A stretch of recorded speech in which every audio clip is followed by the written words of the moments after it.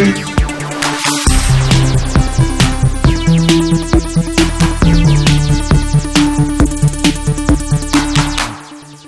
everyone, welcome to GameFace episode 99 at Sifted.net and Sifted Games. We are one episode away from the milestone episode 100. I think everything is lining up perfectly, Matt, for us to have like a big blowout episode 100 in conjunction with the launch of the Patreon. Oh, that's good timing. Yeah, the timing is lining up like perfectly. The Patreon the Labor Day celebration? Yeah, well, it's next weekend Labor Day? Labor Day weekend, yeah. Is it? Yeah, I think. No, I think that's the first weekend of September. No, I guess it is. You're right. Yeah. So, big show coming for 100. We're probably going to do it on Saturday or Sunday of next weekend instead of Friday. Sam gets back like Thursday night. We don't want him to have to come in and do a show like the next day. And there's a lot of stuff we want to get done because we're going to do some different stuff for episode 100. I'm not going to blow it, but it's going to be something different. Even I don't know what he's talking about. Yeah. The Patreon is going really well. It is nearing completion. There's going to be a lot of testing that has to be done. Probably the biggest kinks in the whole process is making sure that what people contribute on Patreon translates over to Sifted.net so that they're getting what they're supposed to get from what they're contributing on the Patreon. So that stuff's going really well. It's almost finished. Brent is cranking along on that stuff. And like I said, the timing I don't think could be better for episode 100 to fall with the launch of our Patreon. So it's coming very soon, guys. Very excited about it. Matt, one thing I'm not especially excited about this year... Oh, look at that segue. ...is Gamescom 2017. Yeah, it's been a very laid-back Gamescom. It has. It's interesting. I actually look at the data, though, and data-wise, we've curated almost double already what we curated from Gamescom last year. There's been a lot of new information about things we already know about. There hasn't been a lot of bombshells. Yeah, I mean, it's just been like, here's even more media of this game. Here's this new feature from this game. Here is an expansion coming for this game. Here's another 45-minute demo of Star Citizen on top of the one we showed last year that you still haven't seen the update for. That demo they put out today of Star Citizen was pretty impressive, There's some pretty cool stuff in there. But, yeah. I think it might actually be released. Remember, the demo they showed last year was supposed to come out in December. Right. Yeah. So we're a year later. At least they're doing something. It's up. I mean, it's there. Whatever whatever else you can say, it's there, and it looks good. And and it feels like a more if someone like wanted No Man's Sky but with a little more realism to it. There's definitely that element to the planet like landing and the seamlessness of it. It's like it feels like it's getting that. Plus, like, the messing with the spaceship stuff a little bit. Because Elite Dangerous, while I like it, it's sort of a throttle babysitting simulator. Yeah. And, like, this feels like a little more like Wing Commander, except you can do whatever you want. But we'll see if it ever makes it out. Yeah, but I was surprised because, like you, I was like, man, where's all the news from Gamescom? Like, we've been doing the Big Six every day.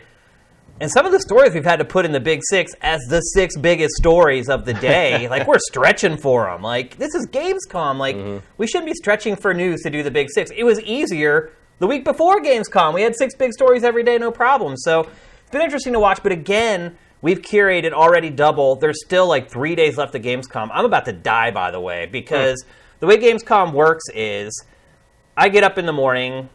and there's some stuff from overnight or whatever, and then I get all that stuff done, I go on and I work on other stuff, and then at midnight Pacific is when Gamescom starts. And so at midnight, you get this huge rush of media that comes in, and that lasts until like 4 in the morning. So I'm staying up till like 4 in the morning, sleeping 4 or 5 hours, getting up at 8 or 9 to get on this stuff, because what happens is after Gamescom ends, like IGN Stage Show starts posting all the archives of all the stuff that they did live, and it's just been nonstop all day, all week, and there's still like 2 or 3 days left of it. So I'm ready for Gamescom to go, but not before we talk about it here on GameFace, which we're going to do right now. So I think we have, 8 or 9 bullet points here, the really big stuff, if there is such a thing from this year's show. There's some good things. Yeah. But first thing we want to talk about is what kicked everything off, which was the Xbox. You can't really call it a press conference. It was like more of a display. I don't even know what that was. Like, really, mating dance. Really weird to have that little dinky studio there to do its big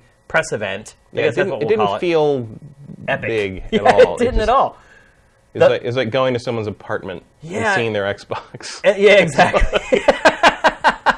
And the hosts for it were like the main host is fine. He does a lot of stuff for Xbox. But like the other two, like the one kind of new games, but was kind of casual, and the other one you could tell really new games, but just couldn't really communicate very well. It was just a very awkward display, I guess, for lack of a better term. More or less awkward than the game changers in the EA E3 press conference. Yeah. It's in that realm. Not in the realm, but the game changers were way worse. Yeah. I think we can both agree on that. But they announced pre-orders for Xbox One X. That really was the big story from Xbox PressCon. And we all knew about it already. It had leaked a couple days before that was going to happen. So it was kind of anticlimactic. But at the end, they did release the pre-orders for Xbox One X. Seems to be selling pretty well. Yeah. It keeps selling Better out. than I thought. I mean, it sells out pretty quick on pre-orders, which we don't know how many they're putting up at a time. But if you'd asked me before when they maybe E3 time, I would have thought like there would never be a moment where the pre-orders are sold out until like much closer to launch. Right. But again, the caveat there is they could just be giving Amazon 100,000 units or 50,000, or we just don't know. Yeah, but they are selling out. Whatever Microsoft is giving retailers, they are selling out pretty quick. I think the Wario64 tweeted it. It was up on Amazon again this morning, and it was gone within 2 hours. That's not bad. So it's all right. In comparison to something we're going to talk about a little later in the show, though, not quite as impressive. Although much more expensive. Yes, much more expensive, which makes a big difference. Looking at really wasn't this kind of Microsoft's last chance to sell Xbox One X before it goes on sale? It felt like it didn't have anything to say. It was just like, well, I mean, if you like cars, we've got. Also, they've shoved these really invasive ads into Forza Horizon 3 for like a lot of buy now, Forza 7. Yeah. And then they strangely like focused on that ReCore Definitive Edition, where it's like, so your big argument here is that like, hey, it's a year later and we finished it. Play it. Yeah. It's just like that's what you got. That's all you got. And like when that's all you got, you got to show it. And they did a whole lot of like younger audience stuff. They did like a lot of the Disney thing, and like there was a lot, and it was like, is this how you're selling your 4K system? It's like for like the 8-year-olds who just can't take the 2K checkerboarding anymore on their PS4 Pro. Like, is that like I just didn't know. It felt like they were just showing everything they had because that's all they had. Yeah, and you're right. That's the point. Is that was all it had, and in my opinion, it's not enough. I mean, look, there are, let's say, 10 million hardcore Xbox fans out there. Mm-hmm. They're going to snatch these consoles up no matter what. So it's not that big of a surprise to me they sell them pretty well. Yeah. It's just like the point we're getting to with the Switch right now, where the fans have it. Now it's prove it time. And we'll see if Nintendo can continue that momentum. By the way, first week in Japan since the Switch came out, Switch was outsold by PlayStation 4. Starting to see maybe a little bit of softness there, although I think that's still a supply issue, though, because somewhat, but it's also because there's nothing to buy it for that you haven't already seen. I think that'll heat up a little bit when Mario Rabbids shows up, and when Mario Odyssey shows up, you won't be able to find one again. Yeah, but Dragon Quest XI come out in Japan, obviously, is a big deal. Yeah. So. But again, I've seen neon Joy-Con Switches in Targets on the shelves. I mean, they're all over the U.S. right now. They're not hard to get now. Yeah, but I don't think that's going to last. Yeah. I think when holidays shopping kicks up, they're going to disappear again. So if you want one, get one now. Yeah, I would say go get one right now. Just go to your local store. Most of you, I'm thinking, can probably just find one at your local stores right now if you do a nice. I know a few people who have done exactly what I think Nintendo needs to happen. Is like they're not super huge gamers, they're not crazy Nintendo fans, but they were walking through Target or whatever and they saw one and they're like, oh yeah, I wanted one of those, so they picked it up. And that's what Nintendo needs, or like kind of the civilians to see like, oh yeah, I want that, and they get it, and that'll happen more as you come to Christmas. But like, the fact that that's happening now that they're available widely on shelves in the U.S., I think is a very positive sign for the system. How disappointed were you that the only new Xbox exclusive that was shown at Gamescom was Jurassic Park Explorer? Is that what it's called? Something like that. It's like doesn't matter. Jurassic Park Builder 2018, basically. I mean, some people are excited because it harkens back to a really old retro game that a lot of people got into. But. And there's that mobile game Jurassic Park building games are popular. Yeah. Like, people like that. It's the thing that makes the most sense for that license. And it looks really nice. It's not going to move a $500 console. It ain't going to. And also, like, you better believe if I get that, I'm playing it on PC. Right. Because mouse. Point and click, I'm sure it'll be fine with a controller, but like that's not. There's very few things I will play mouse and keyboard preference on, but like city builders and RTSs are pretty much and multiplayer shooters. Yeah. Those are pretty much 4X games. Yeah, like anything with a lot of menus. Yeah. But like, yeah, it was a little weak. No Crackdown 3 at all. Obviously, no. we just got the announcement we talked about last week on the show that it's been delayed into next year, but they didn't show it at all. Nothing much on Sea of Thieves. Nothing on Sea of Thieves that I remember. Yeah, it's just, I guess they've released 4,000 developer docs in the last couple months, so they don't really need to say anything. There's nothing less to say. It's like, let's just play the game at this point. Yeah, it's like, if I don't want to hear anything more about that game until it's in my system, basically. Yeah, I mean, the usual Forza. So there's just... But you know what? They didn't even release a new trailer for Forza. No. It's like they know. It's like, how many Porsches can you see drive by? Yeah. It's like, how many times can you watch a Bugatti pass you? I mean, there's been some gameplay that's come out once the show kicked off, but in that actual event, it reused all the assets it had shown before. Which is unusual because, I remember last year we were talking about the trend, are people the publishers going to start, backing off E3 and saving their big stuff for Gamescom, and it looked a little bit like that was happening last year, and it really didn't. It really didn't, which makes you wonder about E3 2017. Yeah. In hindsight, you're like, wait a minute, now that doesn't make any sense at all. I feel like this is just generally a soft year in terms of the schedule. Well, I think the games are great, though. I think the games are great, but in terms of what's down the road, looking at 2018, there's a lot of stuff in Q1, but compared to this year, it's just there's some stuff. And it feels like Microsoft has a really strong Q1 in its back pocket, assuming everything makes it. Does it? Compared to the Q4. Well, yeah. I mean, we got Crackdown. We got one is more than zero. Sea of Thieves. We got there were a couple other things in there. Are there? There were. I can't remember now. I saw somebody made a list of your Q1 next year is really good. Da, da, da, da, da. I think it was Eurogamer. Yeah. Who also made a very similar joke about children and checkerboarding. Oh. But I thought of it first, so I still used it. You own it.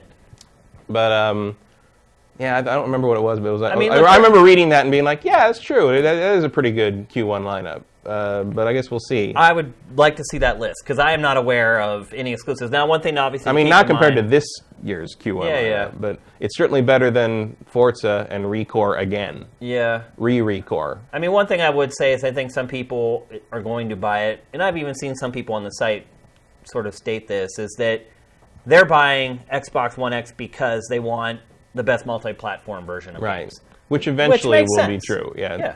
And I know. I don't even know about eventually. I think pretty much immediately it's going to be... I don't know about that. My girlfriend really wanted to get it for Assassin's Creed Origins because she loves Assassin's Creed and she loves Egypt. So wow, double whammy. Boom.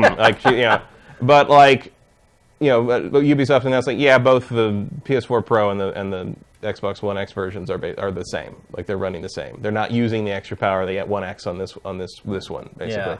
So I think there's going to be a little lag time on some, especially the big stuff. That is one thing we forgot to mention. Is Microsoft did announce 100 games right now being enhanced for Xbox One X, including Quantum Break, which really needed it. Yeah, it does. It'll probably make a lot of the, especially there'll be a lot of old, cheaper games that you can pick up and play in probably the way they should have been played, and in their best version. In the best version.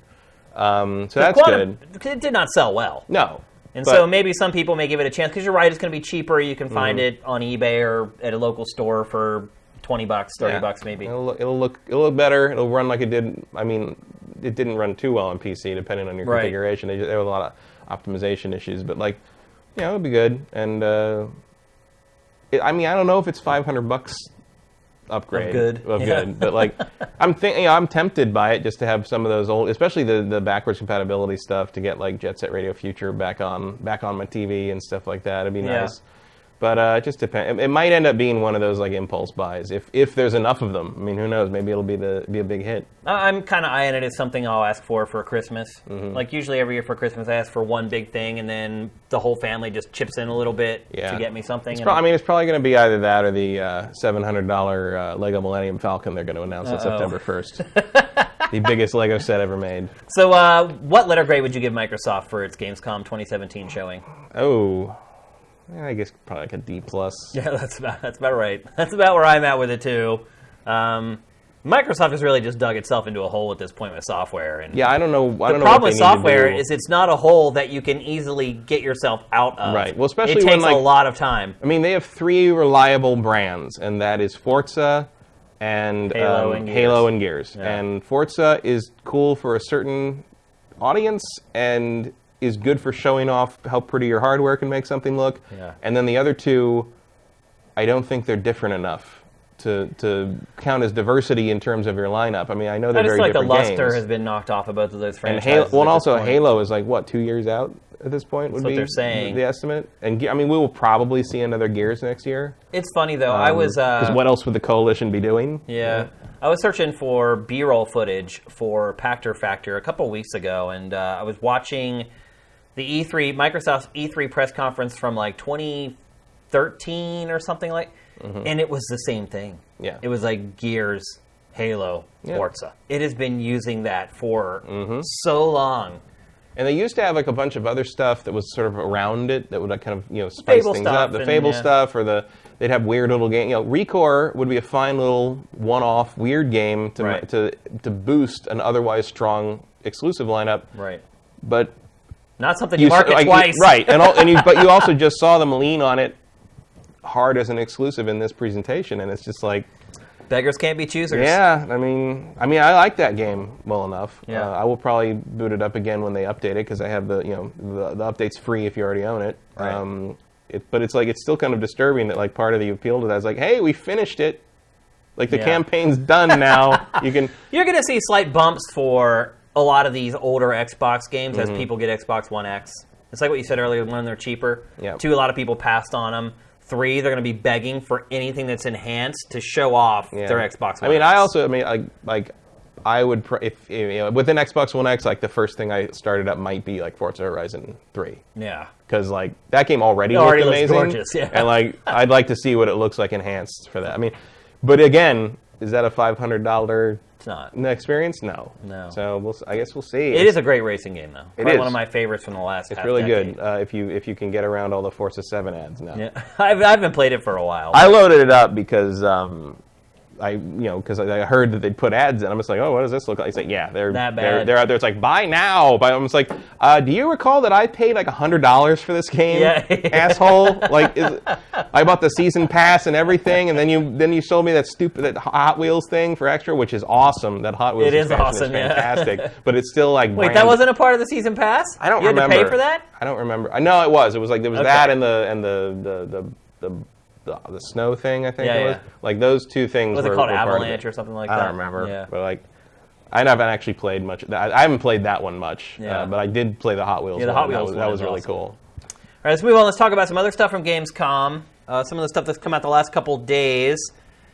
Square Enix hinting that Final Fantasy 15 is coming to Nintendo Switch. Well, sort of. Yeah, I mean, it didn't say... It's very obviously going to be that mobile one. That's what I'm guessing. Like, there's no way the Switch can run Final Fantasy 15 It's like, when I'm curating every day, I can't tell you how many stories there are in our admin that is like, developer of game Y says not coming to Switch, developer of game X says not coming to Switch. Every day, it's like 3 new ones. And we don't curate them because... They're like, it's a no-brainer. Like at this point, news is no news. Like we curated the first few, where big third parties were but it's like, no. Star Citizen will not be on the Switch. Like it's like at a certain point, Far Cry 5 will not be on the Switch. You just we get it. Like it's not happening. So you're right. Final Fantasy. There's no way unless Square Enix is prepared to spend a lot of time and money converting that engine over to or did they convert that to Unreal? I can't remember. I don't remember either.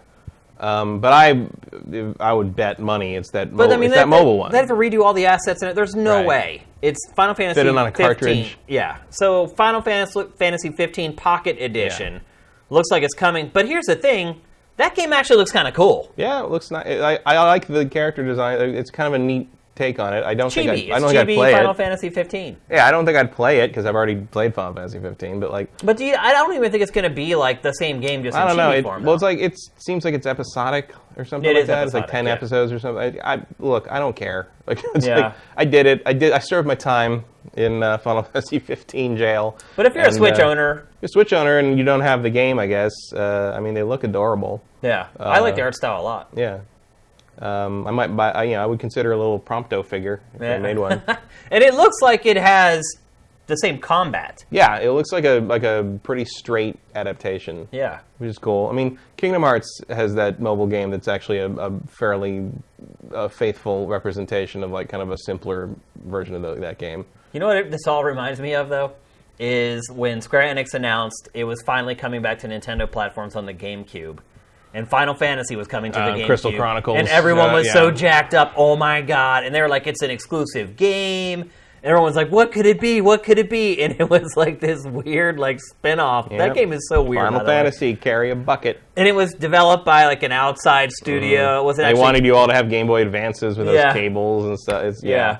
And it was fun. It was actually a lot weird, of fun. Though. But it was like, I don't think it was what people were expecting. And I think that's what's Square happening said here. exclusive Final Fantasy game for GameCube. Yeah, and I think we're getting kind of the same thing here with Switch. I'm not saying future Square Enix games aren't going to come to Switch. I just think in this case that's probably what we're getting. So yeah, the number of people assuming they meant like the PS4 version is coming to Switch was amusing to me. Yeah, because I'm pretty sure that's never going to happen. What they meant. No way. Fear Effect is coming back, a remaster of Fear Effect. Yeah, I was surprised by that, also in the sense that I recently wrote a thing about like PS1 games we'd like to see come back, and I'm real glad I didn't put Fear Effect in it because it would be outdated now. It hasn't been published yet. No, no.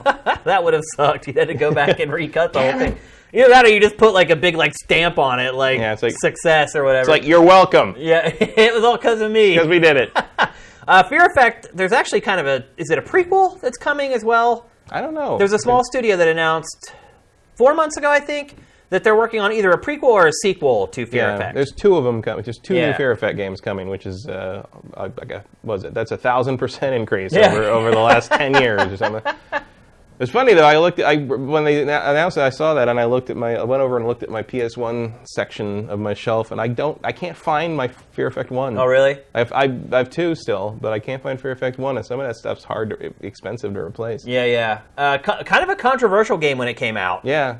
Because there were lesbian love scenes. Yeah, well, especially 2. Like 2 is where they really pushed it. Like there was innuendo in the first one. Yeah. Sealed the deal in the second one. Yeah, the second one is just very, they're lovers. They're together. They're together. Yeah. And great. Well, yeah, for the time, though, people were like, oh my God, and now it's so Somebody tame. think of the children playing the M-rated noir shooter cyberpunk thing. Okay, come on, people. Now it's like, whatever. Now it's not, it's like Mass Effect puts that in Everything their ads. does, I mean, all the action RPGs have...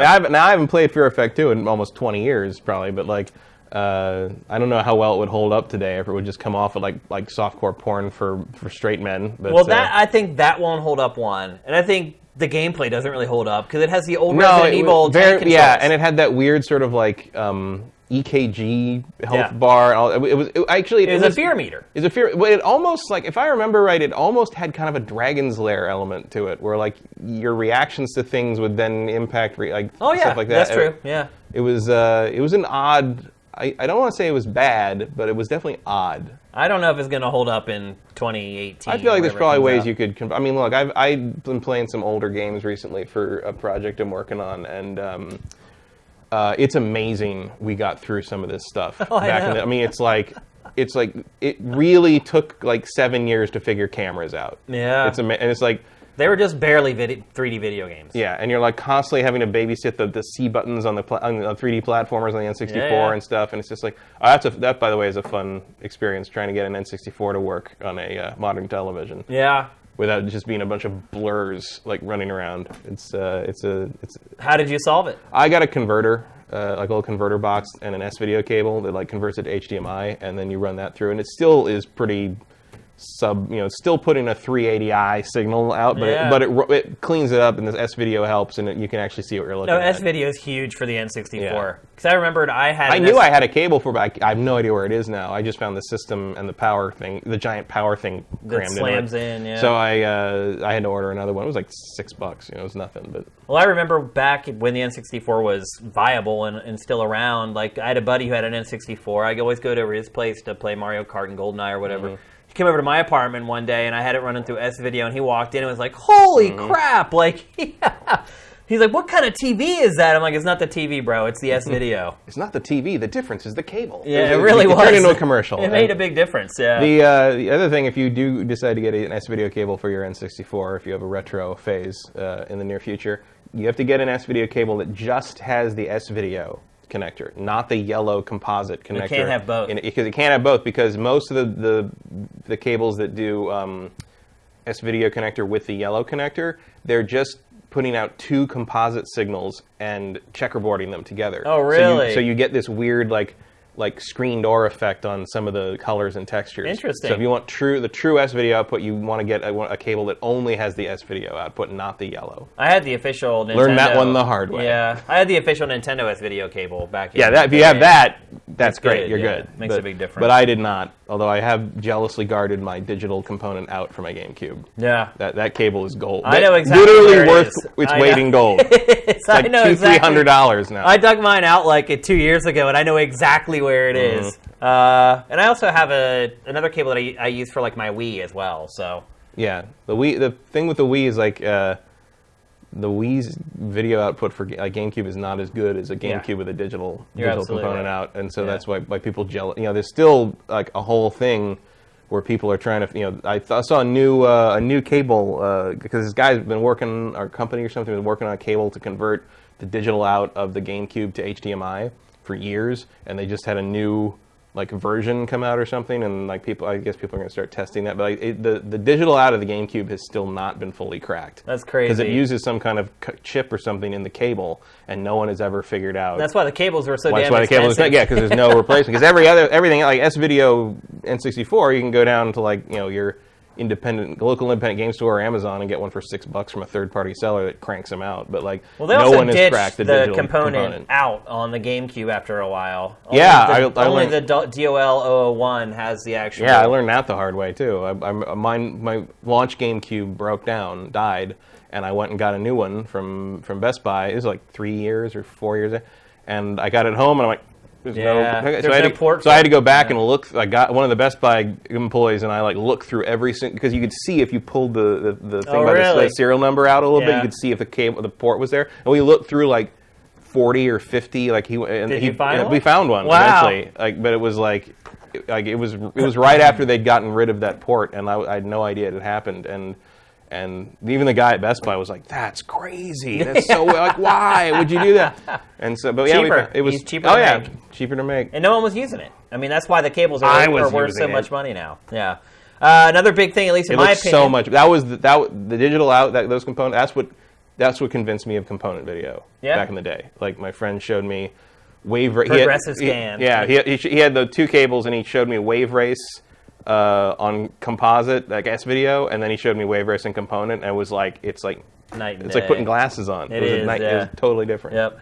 Another big thing, at least in my opinion, from Gamescom 2017, Battlefront 2 Space Battles, shown for the first time. Stunning. Looks real good. Real good. They've rebuilt the gameplay and controls back up from the ground. This is not a refinement of what was in the last Battlefield. It is a completely new Battlefront. That's their fault. It is. It absolutely is. For giving is. Battlefront to the people who make Battlefield. Screw you. I mixed those up already, but then you gave it to DICE, really? Yeah. That doesn't help. But they did not just tweak the admittedly lackluster mode from the first Battlefront. They said they built it completely from scratch. I was watching, and it leaked out early. Eurogamer got it a couple days early. But their version was kind of crappy. And I watched it there, and I was like, oh, whatever. Yeah. And then when they put out, their real version, the direct feed version, I sat there and watched that, and I started thinking back to when I was a kid, playing video games, being a Star Wars fan. How could I ever fathom that a video game would look that good, man? I mean, it literally, at times, looks like it's a film. Yeah, there's places where you could confuse it. Yeah. For sure. I mean, when you go in cockpit, you have the characters, that kind of gives it away. But when you're just seeing, the third-party shots of the ships in space fighting, it is amazing, man. Yep. And I think it also was a much better presentation than the demo they did for multiplayer at E3. Agreed, yeah.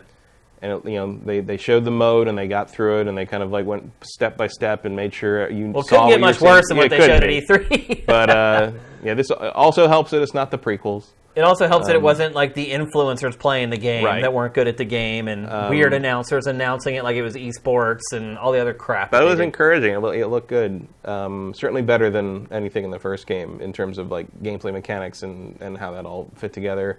It looks like they've rebalanced the ships a little better. They've kind of made the classes matter. They brought in the TIE bomber to give the Imperials like a heavier ship. Yep. The balance on the hero ship seems to be tweaked a bit. So I'm happy that because I used to, when I would play the mode in the last one, I would just, I'd kill a guy or two and just sort of like hover around and scan for where, the 3 places I knew where the hero ship thing, and swoop for it, and I'd be in the Slave One or Millennium Falcon the rest of the match. I would never die. There was no way unless 2 or 3 people got together and really decided to take me out. That was my ship for the rest of the match. And it looks like while these hero ships they have really good bonuses, Darth Maul can stealth, and the Millennium Falcon's just a tank, and all that. And also Millennium Falcon is a very tempting target. I think literally it doesn't draw aggro through an ability, but I don't see how if you're flying past that thing you can't try to take a shot at it. It's a big pie plate. It's like, look at that, I'm going to hit that. So I like what they're doing with that. Yeah. I also like I said for the previous demo at E3, I like that they are not limiting the hero characters by era. Yeah. You can play Darth Maul and whoever. Just go for it. Yeah. Just do whatever you want to do. And it's all under your control. It's not like you have to race for an icon. You spend your points you earn to get whatever you want and play however you want. And that's a big improvement too. I got nothing but positive vibes for the multiplayer in this game so far. I'd still like to know more about the campaign, but the on-foot stuff's a little. Isn't it weird that they didn't show the campaign, though, at Gamescom? It's not over. Maybe it'll happen. Maybe. I highly doubt it, but... It's a little odd. Disconcerting, maybe? A little bit. They can always kind of smoke screen it by saying, we don't want to give it away. And just, but you show me the first tutorial or something. Give me something. Show the first 10 minutes of it. Everybody that's does that. Standard operating procedure at this point. Show me 1% of what I've seen of Sea of Thieves. Yeah. How about that? That's all I want. Yeah, well, the funny thing about Sea of Thieves is you actually haven't seen that much of the game. You've seen right. developer footage and all this. I've seen a lot of wireframes. Yeah, I've seen a lot of object placement grids, but I haven't seen what it's like to actually play it. Yeah. Let's see. Age of Empires 4 announced. Didn't call that one. That might honestly be the biggest announcement from Gamescom so is. far. That when you really look on the whole. First time since 2005, a new game's coming out. And it's coming out next year, so it will have been 13 years since the last game. And definitive edition remakes of 2 and 3. Yep, we're getting 1 in October, and then the other 2 are going to follow shortly thereafter. And unfortunately, it sounds like they're going to be Windows Store exclusives. Yeah, it looks like PC exclusives only, not even Xbox One X. Windows Store exclusive. Right, so you have to buy it you can't buy it on Steam. Right. Which anything that drives me off of Steam annoys me. Yeah, that makes no sense. Why would you chop off the biggest market for PC Because Microsoft wants you to use the Windows environment. It's so dumb. That's been their strategy forever. That's how they've always worked. And that's one case where Microsoft is like Nintendo. It doesn't learn over time. It's I don't think this one's going to work either. A couple of their games they have relent. I think it was in Quantum Break. They relented and put it on Steam because no one frickin' bought it. Yeah, they were desperate. You're limiting your audience tremendously by not putting it on Steam. Age of Empires 4, though, I think people will brave the Windows Store. Yeah, I think the diehard PC gamers will dip their toe in the Windows Store for that. I'm wondering what spurred Microsoft... And it's Relic, so it's going to be good. Yeah. I'm wondering what spurred Microsoft on to finally revive this franchise. They got nothing else to do. Really, is that it? Has it just got to the point where it's what else do they have in their back pocket? We need to make some money off software. We don't have any stuff coming. Let's... Yeah, I'm sure I'm sure it's a combination of that and them wanting to drive people to the Windows Store. Because... look, man, I forget I have that. I shut off Windows Store because I was getting these weird things on my computer where it was literally taking up 80% of my computer resources. It was some kind of a background operation from the Windows Store that was basically crashing my computer. My fans would just go off, nothing would run right, and I researched it for 2 months before I figured out what was going on with it. And I had to go into the Windows Store and turn off a bunch of stuff that was automatically happening under the hood. And now my computer runs fine, but instead now I get these little pop-ups in the corner of my screen. You need to fix something with the Windows Store. Right. Literally every hour and a half, this little thing pops up. I'm like, go away. There's no way to permanently dismiss it. No, well, it's a very invasive thing, but I forget that I have the Xbox app. That's why I haven't played Forza Horizon 3 in so long. Was because I forget it's there. Right. It's just not part of the environment. I guess I could add it to Steam as you can add individual EXEs to it and stuff, but I just never did that, and I always forget that I can play Forza Horizon 3. Yeah. Well, regardless of why, I'm very happy Age of Empires is coming back. I like it, and I like Relic is the company to do that. Now that Ensemble doesn't exist anymore. Yeah, so. And there's a whole generation of players who have no idea what this game is, who are about to find out, and hopefully they can nail it so that they get the true experience that we experienced so many years ago. Let's see what else. Although really, you could just get Age of Empires 2 Definitive Edition and call it a day. It's the best in the series without a doubt. It's so funny how number 2 in a lot of series always ends up being like the best. Yeah, I feel like, especially with games, I feel like 2 is kind of where you've got the baseline down, and now you can implement a bunch of the stuff you had to cut out of the first one. Yeah, 2 ends up being what the first game was supposed to be. In a lot of 2 tends cases. to be the idea, like all the realization of a lot of the ideas you had in the drawing board for the first game, and then 3 tends to be, we got to come up with something else. Yeah, and so you just throw everything in. Like I think that also happened with Gears. I would say.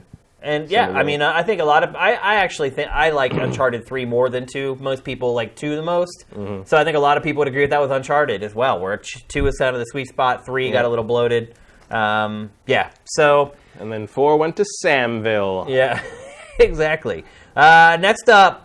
HTC Vive gets a permanent price cut to $599 US. Yep. If you get that second job now, you can buy a PlayStation 3 or a Vive. Yeah. Does it matter?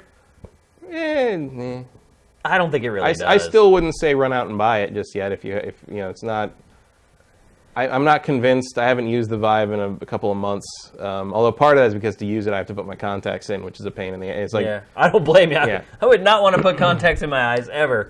Whereas with the PSVR, my glasses fit in. Right. So and they fog up if I don't put it in right. But it's like, it's still a more viable. Like, I would like to play some VR. I'll just throw this on. It's plug and play. Yeah. As the kids say. If my eyes were good, I would probably use the Vive a lot more. Yeah. So that is a case-by-case basis. But $500, that's a good price for what you get.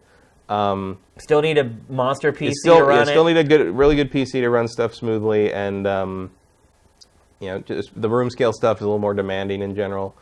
And I wouldn't, I have a friend I just helped build a cheap kind of more, not cheap, but it was like a $1,500 PC that could, he bought an Oculus for his family. And they're playing all this stuff I recommend. And they love it. It's great. There's no denying once people get it, they love it. But that's a huge, even at $599. This isn't going to be the critical mass price cut. It's not. It's like. It's the time. It's time. It's probably time to do it, but it's not. This is not going to suddenly set the world on fire with VR. This is the fence sitter's price point. Right. These are the people who were right on the verge of maybe. I really want it, but man, I can't rationalize that now. Maybe they can rationalize it, but. This isn't going to change anything at a fundamental level as far as the success or failure of the Vive. No, it's just going to let that sliver of the Venn diagram intersection finally jump that side of the fence. Yeah, which is fine, great. Better than nothing. Yeah. At least HTC is figuring it out that price is its biggest stumbling block. But I feel like this is about as low as it gets until they introduce the next model. You think so? Yeah, which is probably going to be wireless. I have a feeling they got tons of stock of this laying around, though. I don't know. It's selling okay. I don't know how many they would have made originally to expect to sell. Yeah. It's certainly possible they could have overestimated it tremendously. I think at the very least they overestimated it. I'm pretty shocked at how poorly it's done. Yeah. I didn't expect it to do gangbusters, but I thought it would sell pretty well. I thought you'd hear people talking about it more than we're hearing people talking about it. Well, the price was always too high. And like you say, no one's come up with that game that everyone... Honestly, you know what the killer app for the Vive probably is right now? Google Earth VR. Yeah, I know. That's eerie. I know. It's like you can see your car. I know. It's like I'm standing in my backyard. Whoa! It's like there's the car. It's ridiculous. It's pretty crazy. Yeah. It's a little scary, actually. Yeah. But it's got a creep factor. A little bit, but so there's that, but it's that's really cool, but it's not a game. That's not $600 worth of awesome either. Tell you what, it's like if you just walk out of your back door and just stand in the yard. I'll tell you what, if Google could figure out a way to turn that into a game, you'd have something. Like Tag or something. Like a Pokemon Go equivalent kind of thing. Like, man, what you take, Pokemon Go, Vive, Nintendo would never go for it, but imagine Pokemon Go like that. So you can play Pokemon Go, but you never have to leave the house. Yeah. Awesome. Done. Sold.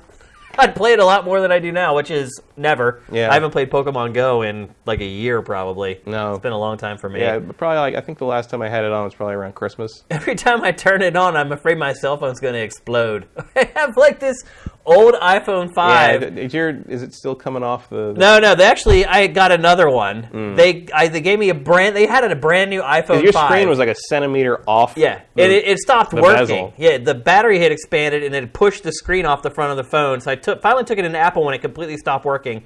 And they sold me a new iPhone 5 for $50. Not bad. Yeah. And this thing, if you run Pokemon Go on this phone, it literally feels like it's going to explode. It gets so hot, because the processor just can't handle the game. So yeah, I'm off the Pokemon Go train. It was great while it lasted. I enjoyed it for a while. Let's see what else. Final Fantasy 15 for PC. Probably should have rolled this into the Switch talk. Yeah, I mean, I think everybody kind of thought this was coming. Yeah. They've done PC versions of all the recent all the Final Fantasies almost at this point. Yeah, you can get 7 and 8 and 9 and 13 and all the permutations. This is actually getting some TLC though. Yeah, I mean, this isn't just them porting over the console versions. It's going to be 4K, right? It's going to run in 4K. Yeah, so I'm guessing that version becomes backwards compatible on Xbox One X, like. Maybe. Yeah. I'm sure the work they're doing on Final Fantasy 15. I mean, the architecture is the same, so there's no reason not to do it. So I'm guessing we'll get an announcement pretty soon that Final Fantasy 15 I would guess they're going to make the Xbox One X decision based on how the Xbox One X sells out of the gate. And then, like, if that does well, they'll be like, oh, it's for both. It's you know, and otherwise, you just release it on PC and you're good. But we were talking about Phil Spencer last week and how I'm very critical of the job he's been doing. This is a case where you swoop in. Yeah. And if Square Enix is saying, we don't know, here's money to say yes. Money to put this on the... Yeah, yeah, I mean, we'll see if he does or if they do it. But because there is a fan base. I mean, I still hate that game, but there's a fan base that would double dip to have a better looking one that don't own a gaming PC. Well, the other part, too, is that although if you already own it... Xboxes? I don't know. I mean, the way it's kind of been working is if you already own it, the enhanced version is free, right? Yeah, but is it on Xbox One? Yeah. Final Fantasy 15? Yeah, it is. Yeah, all right. Yeah. So, yeah, I mean, you would get that free upgrade. And I associate that series with PlayStation so hard that sometimes I don't even think about it. It always has been that way. I mean, we just talked earlier about Square Enix coming back to Nintendo consoles. Yeah, that was a big deal at the time. But, Final Fantasy to me has been a PlayStation franchise for 20 years now. Yep. Yeah. Whether even though X 10 and 13 did come to Xbox. Yeah. The times they haven't changed. They aren't even changing. Did the spin-off ones come to Xbox? Like X2, 10-2, and like Lightning Returns and all that? No. Those were only PlayStation? Yeah. Also, Square Enix announced today that there's not going to be a 15-2. Yeah, well, good. Yeah. I think we all agree with that. But it has been a pattern. I mean, even if I liked 15, like, get over it. Like, don't make us waste a decade on this same thing. I mean, one of the things about Final Fantasy is, like, it gives every time a new one comes out, a new number one comes out, it gives you a new world, a new experience, a remix of all the elements. Characters. You remember in the late 90s, early 2000s, you got one every year for a while, and it was totally different every time. It was that was part of the appeal of those games, and I know they can't make them that fast anymore because of the nature of budget and assets at this point, but it's like you got to go back to your roots on that a little bit more and stop expecting that these worlds you create are that compelling that we can sit in them for 7-8 years. Well, Square Enix said that they just want to keep building on the existing Final Fantasy 15 instead of going and creating a new game set in that same universe. So. That makes sense. Bide your time. Get 16 done. It only took you a decade to make it. Yeah. You might as well make it as good as possible. Let's see what else. Life is Strange. Now, this story is something that there's been conflicting reports on. When I sent you the rundown today, you seem to think that this has been recanted. I have not seen that. It has for a fact. It has. Square said it was a mistake, and they're talking to the first parties. Well, we didn't even say what it was. Yeah, so the story was that Life is Strange Before the Storm, which comes out really soon, in order to get the Platinum Trophy, you had to buy the deluxe edition of it. Yeah. And people flipped out. People freaked out, but Square said that it's not. That was a mistake. They're talking to the first parties about fixing it right now.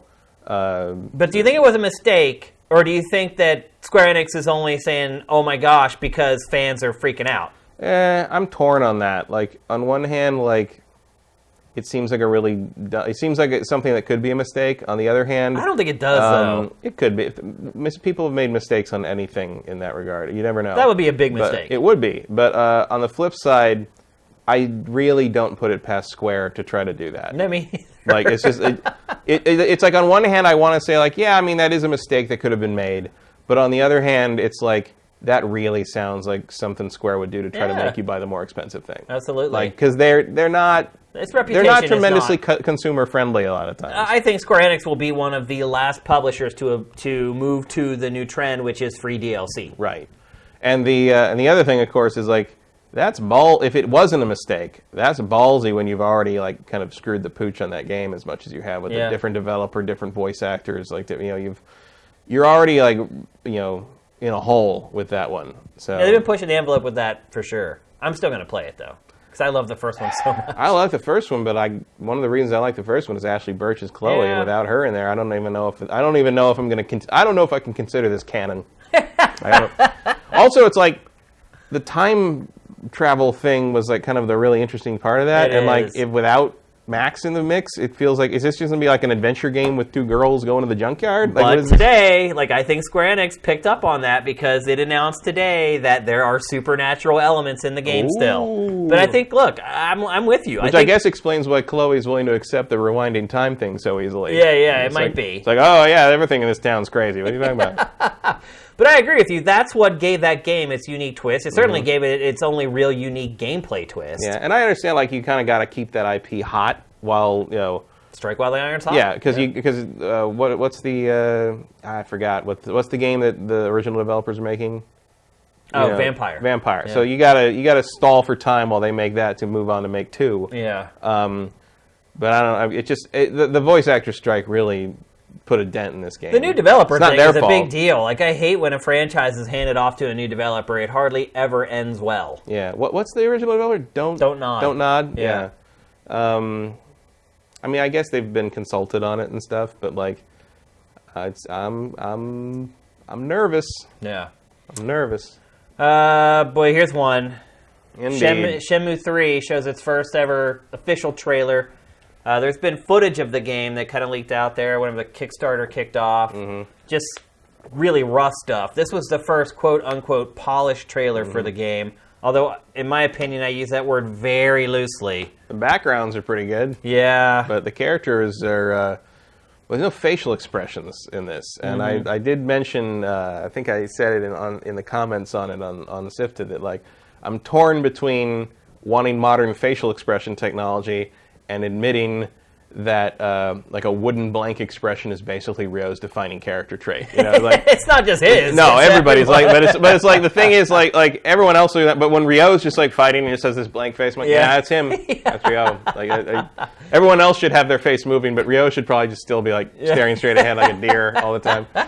I mean, I get that. That's a funny, and later that's a funny joke, but later really, but later Suzuki said that like they'd stripped the facial expressions out of the game a couple weeks earlier. Well, he said mostly. Yeah, his exact quote was, "The character models won't be like that mostly." Yeah, and Shenhua still had some expressions on her. Yeah, but clearly they had to. It feels to me like that teaser was probably Deep Silver saying like, you got to show something. Yeah, because we're investing in this game now. Yeah. And we have a marketing plan for this game. It's kind of put together in haste a little bit, and like the trailer's terrible. They just showed what they had to show. The other thing that I thought was interesting was he said in that same interview that there probably won't be any new music. They're going to use the they're going to use the OST from 1 and 2. I'm totally fine with that. There's plenty of music there already, and it's great. Yeah, but it's like it was a little disappointing. That there's nothing new. I'm more disappointed by everything else I saw. I think that game is way out. Wow, way out.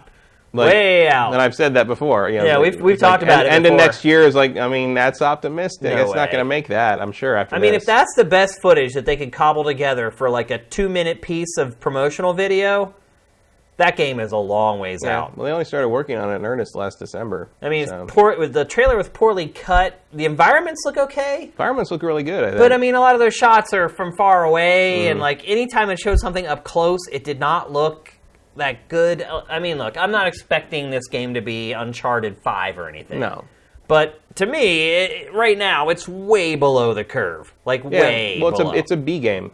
Like, it's basically... I think that might be generous right now. Well, we don't know what B games would look like today. Yeah, good point. We don't have those anymore. I mean, I guess they're not all Hellblade. Some indie stuff. I mean, it looks like an indie game, I guess, is the best way to put it. Which it kind of is, yeah. Absolutely is. Has nothing to do with Sega. I wish we had the little lowered expectations thing to play right now, because that's exactly what's happened to me with this game after seeing that teaser. Is my expectations are lowered because other than the facial expressions, this game it looks exactly like I thought it would look. Yeah. Like it's an independent game made for a much smaller budget in comparison to time era. Compared to what Shenmue 1 and 2 were made on. Yeah. That's basically which at the what time I thought were like the biggest budgets in game development. Yeah, Shenmue 1 was the most expensive game ever made at the time. Right. This is not. No. It's like, and it looks pretty. Especially they're working in Unreal. There's a lot of especially like the motion blur and stuff looked like it was basically the canned motion blur you get in the Unreal Engine to begin with.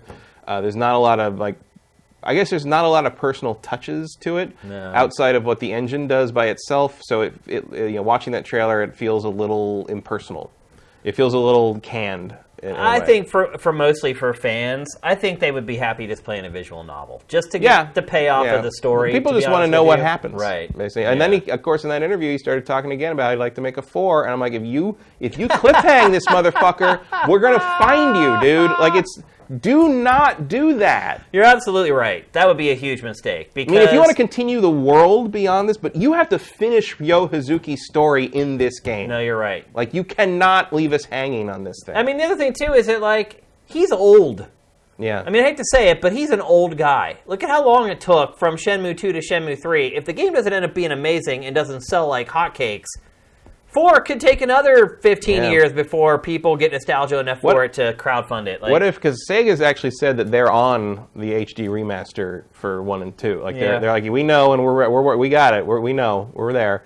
What if the remaster comes out and sells better than Shenmue 3? That's possible. I think that might be a scenario. Well, look, they're going to get better marketing and all that from Sega than they would get from Deep Silver. Yeah. That's just the truth. That's true. Deep Silver's a smaller publisher with not as deep pockets. So they can market their way to outselling Shenmue 3. And I do want to know. I do want to know what happens. I backed the Kickstarter, all that stuff. But in the midst of all this, you're seeing the launch trailers and stuff for Yakuza Kiwami, and it's just like that series does what Shenmue does better than Shenmue ever did. Yeah. In a different way, it's got different subject matter. It's not all the same kind of thing, but it's clearly a spiritual evolution of what Shenmue was kind of aiming to be, or trying to create at the time, because no one had ever done anything like that. Right. So there's a lot of learning and a lot of growing pains in those early Shenmue games, but. Yakuza, the Yakuza games have really realized what I thought Shenmue was aiming for, and I think I might not need Shenmue anymore. Here's what I'm wondering. This Shenmue 3 to me feels like, okay, let's finish this. Yeah. Let's get through it. Let's do it. Let's have this, close this chapter. It's like Last Guardian. It's like I'd rather have that come out and I was only kind of lukewarm on it. I'd rather that happen than it never came out. You want some closure on these things. Here's the question I have: what happens if Sega decides it wants to do Shenmue 4? How is it that Deep Silver is publishing Shenmue 3 anyway? Because Sega basically sold off. They didn't sell the rights, but they basically gave Shenmue 3 they're like, we're not going to do this. So they gave it to Yu Suzuki and do whatever you got to do. That was pretty dumb on Sega's part. I don't think it was. It's a useless IP.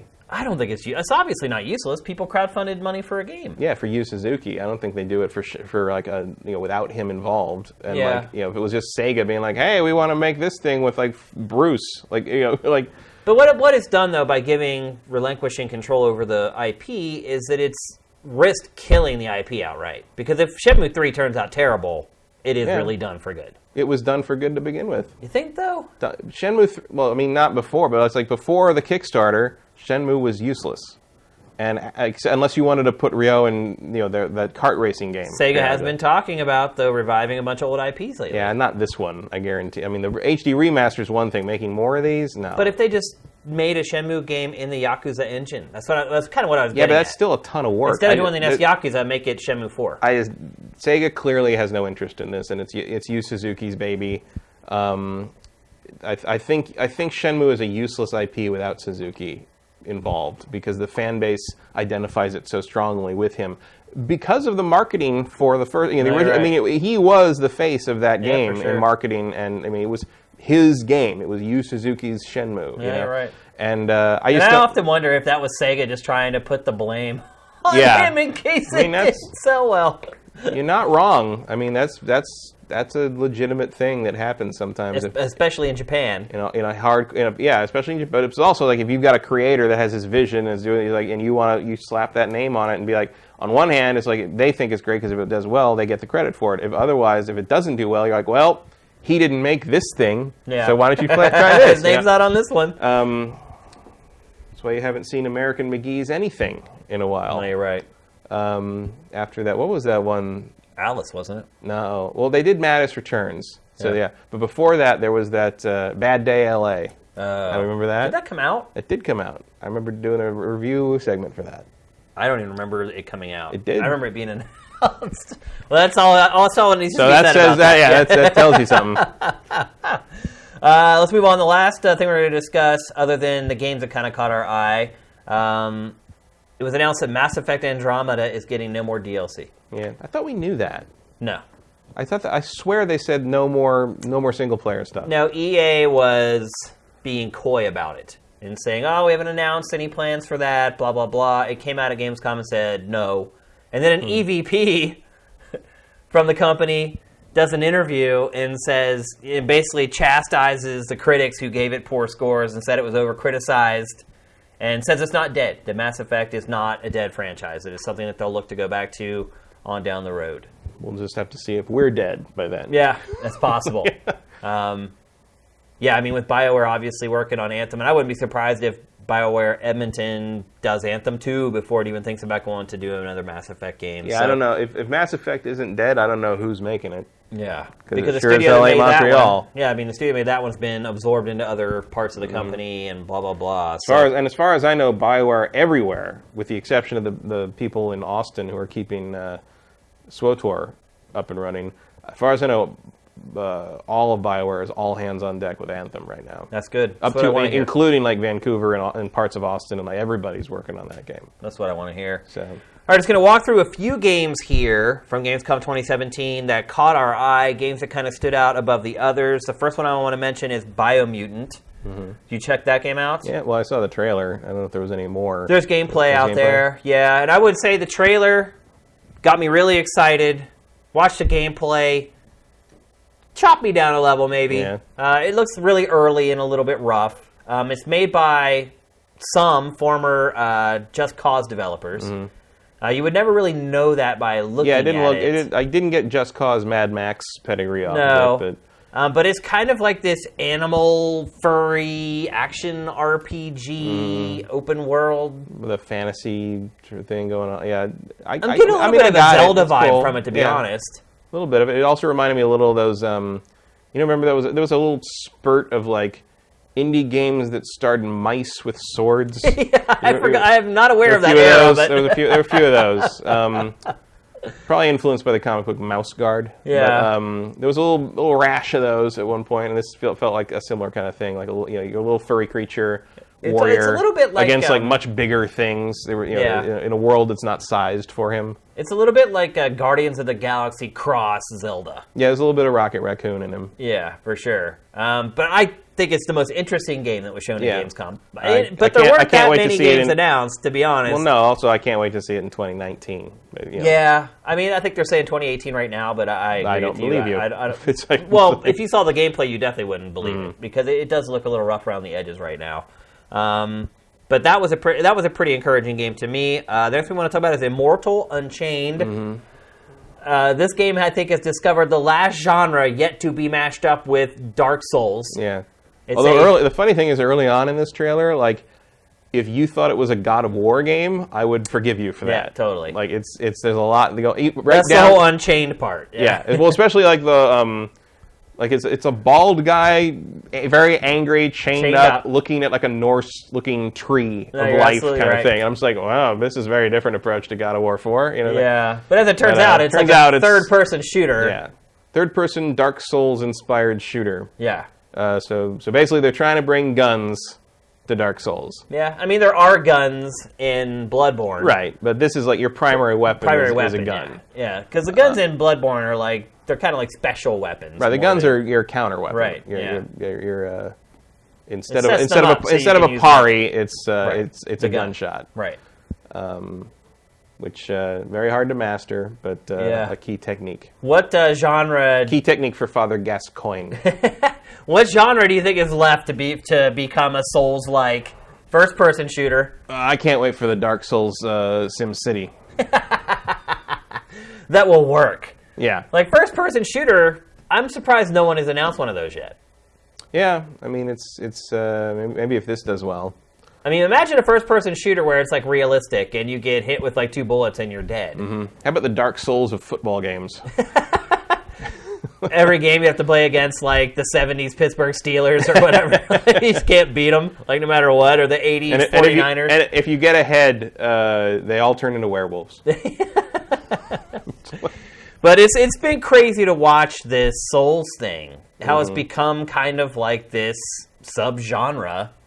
The subgenre of, like, kind of like the return of challenge, sort of, where the conventional wisdom for years was like, oh, don't make it too hard or it'll turn people off and they won't want to play it. But now there's, you've it's got like make it really hard, right. And you're guaranteed to do like 2 million in sales. Yeah, you've got this like 2 to 3 million person audience that automatically wants or to try that. It's like whistle blowing. It's like Souls-like, and that group of people, their ears perk up, and they're at least going to check out your game. Yeah, I mean the eyebrow might go up, but they're interested. Yeah. You know? Which is no easy task in today's market. And the interesting thing I think about the audience for the Souls-alikes is, like, even though I would say a lot of the non-From Software ones have been letdowns in a lot, especially Lords of the Fallen. Yeah. The Surge was good, but not great. Yeah. And gets worse as you go on. But, like, some of the 2D stuff's been pretty good. Yeah, but, like, the thing I think is the most interesting is that the audience will try those things and come away and criticize them for what they are, but they will still be open to try the next one. Yeah. Like, well, they love it so much. Right, because they're always open. They're always willing to say, like, well, maybe this one. You know, I even know people that because there are so many. Right. I mean, it's particularly on the indie side. Like, but you're not getting anything from Software anymore. Yeah, yeah. So everybody's looking for that methadone. Yeah. For the From Software you're heroin. right, yeah. And eventually somebody's going to hit it.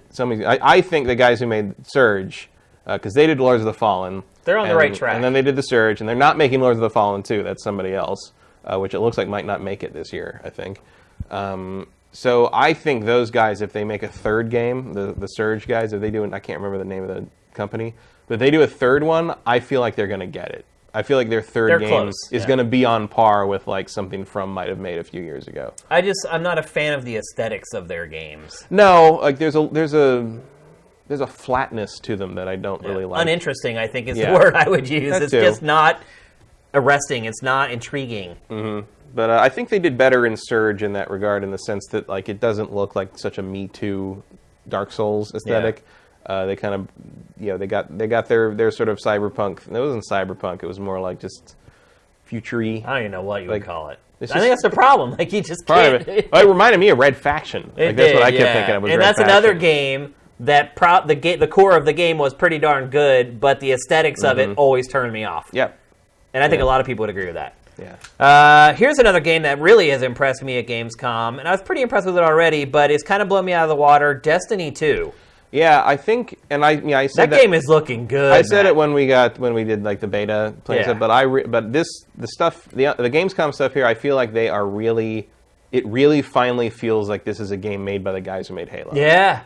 Yeah, like they showed that new, I don't even know what they're calling it, EVG or something like that. Yeah, like the group quest sort of thing. Yeah. I mean, I watched, like, the demo of that. I'm like, this is freaking Halo. Halo-luya. Like, finally, like, Bungie is getting back to what, they're making a game that people want them to make, finally. Yeah.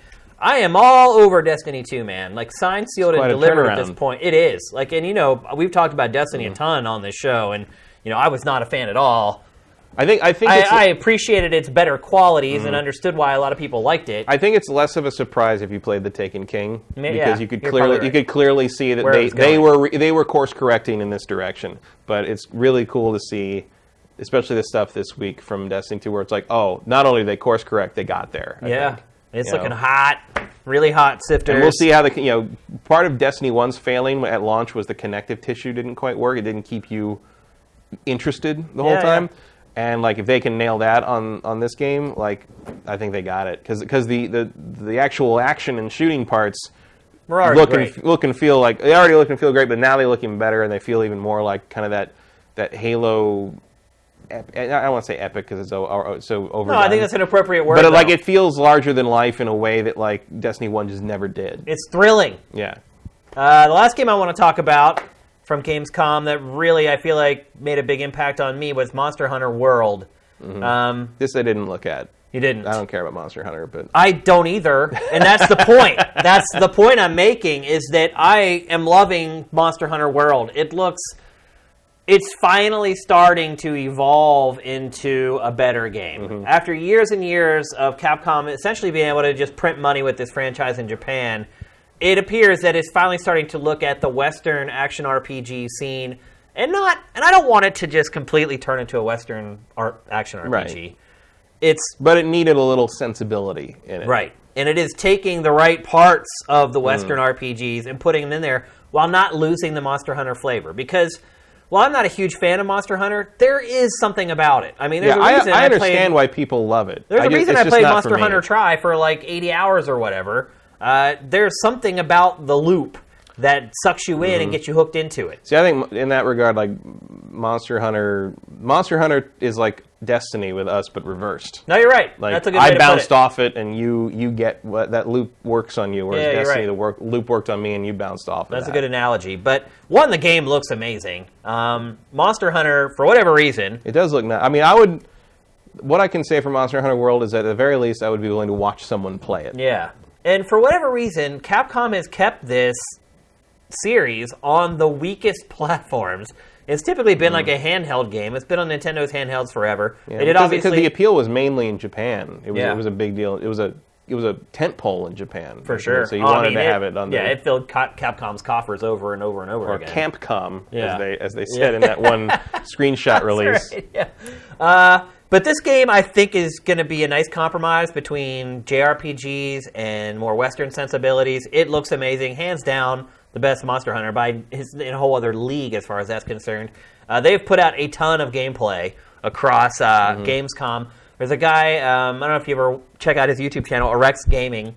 He has a tendency to find games and then just work them for everything that they're worth. And Monster Hunter World has turned out to be one of the games that he has attached himself to. And he's been doing like these crazy weapon profiles, and he's been doing a really great job covering it. And I've been following what he's been doing. We've curated some of it to Sifted. And he's got me hyped for the game. Like it's funny how that works sometimes. If you find someone who knows a lot about something, and they can kind of show you the light in a lot of ways. And I feel like that's kind of been happening over Gamescom for me. So, and again, it looks so much better than any other Monster Hunter. There's been all these clones that have come out trying to replace Monster Hunter, God Eater, and all these others. Right. The real McCoy is finally coming to Generation 8 consoles, so I'm pretty excited. The only other thing, I didn't look at it until like right before I came over here, but I did Ace Combat 7.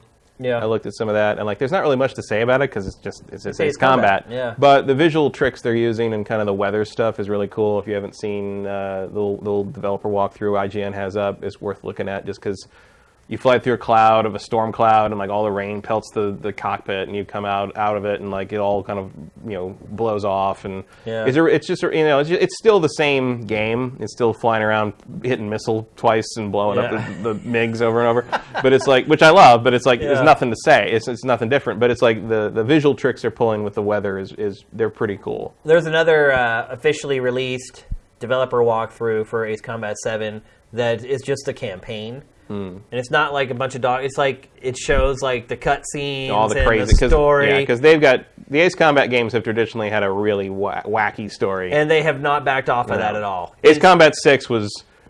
It's like the whole story feels like a translation error, but it's like oddly charming as a result. I mean, it's a little bit like the story in like Tekken games. Go dance with the angels. It's like It's like if you haven't played Ace Combat 6, I highly recommend getting it cheap and playing the campaign or at least watching the cutscenes on YouTube because it's hilarious. Yeah, and they have not backed off of that. No. And at this point, they definitely realize that it's campy and. And I love that it's just been like, well, that's what this series is. Like if you still love the original Resident Evil dub, like Ace Combat 6 is for you. That's your jam. Yeah. So I'd agree with that. They backed off a lot on the VR stuff for that game. I also loved I don't remember what the name of the country is in 7, but in Ace Combat 6, it's pretty obviously America that gets invaded by like the fake Russians. Yeah. And like they blow up their capital.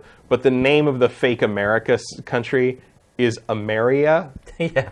and it's just like, it's like you can't make this stuff up. Like folks. normally, I'd be like, "Oh, you're not even trying," but the fact that they clearly aren't even trying is it's just adorable. It's endearing. I love Ace Combat for reasons that I would probably hate almost any other game, and I don't get it. But I'm on board with Ace Combat 7 day one.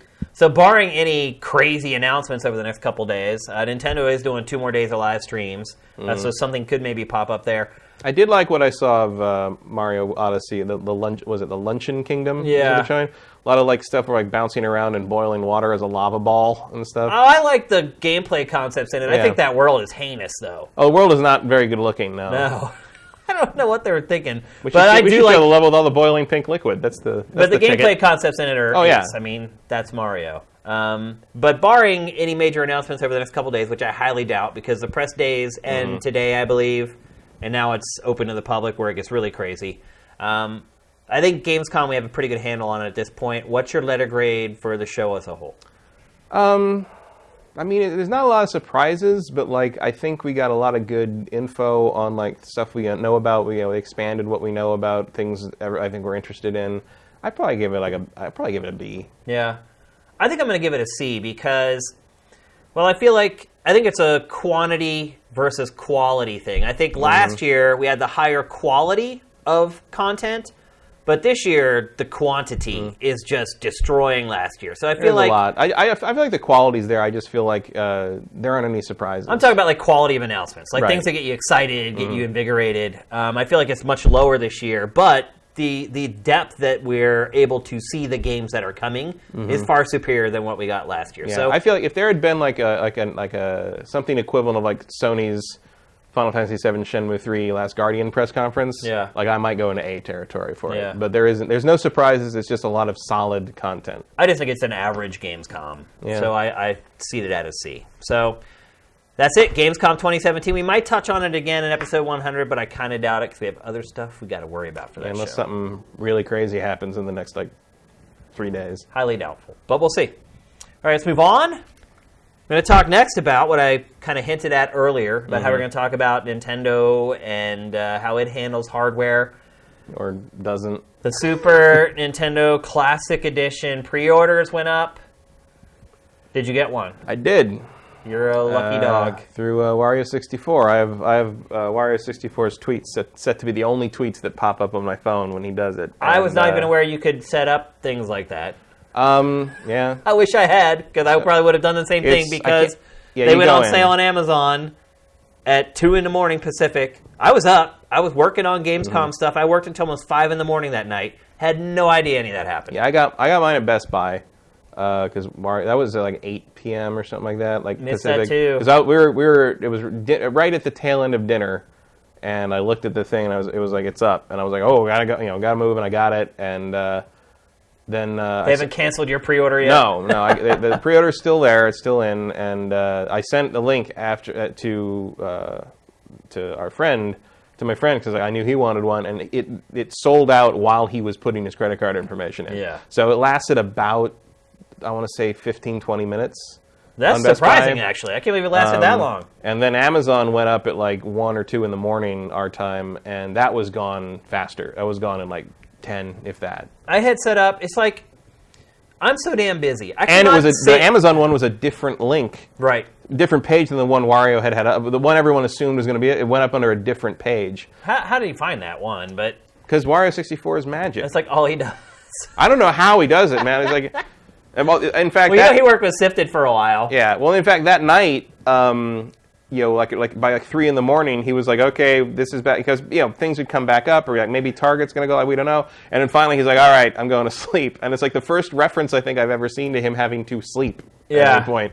Because otherwise it seems like he's just a machine. Well, it is crazy. A lot of people think he's not very personable on his Twitter feed. He's very just matter of fact, it is. He has a job to do, and that's what he does. He was like that on Nidhogg many years ago. Like the way he would type and write, you just wondered if he was just a bot or whatever. But when he was working with us, he's actually a really good guy, and really cordial and really nice. Somebody accused him of being a bot on NeoGAF a couple weeks ago, and he instantly posted a tweet it was like a CAPTCHA, and it said "not a bot" on it, and it's like It's like, so he's reacting to the, and everyone's like, guy. oh my God, it's not, it's crazy. His life must be miserable, though. I mean, all he does is just go surf the internet looking for video game deals. Yeah, if this is what you love, it's what you love. It's crazy.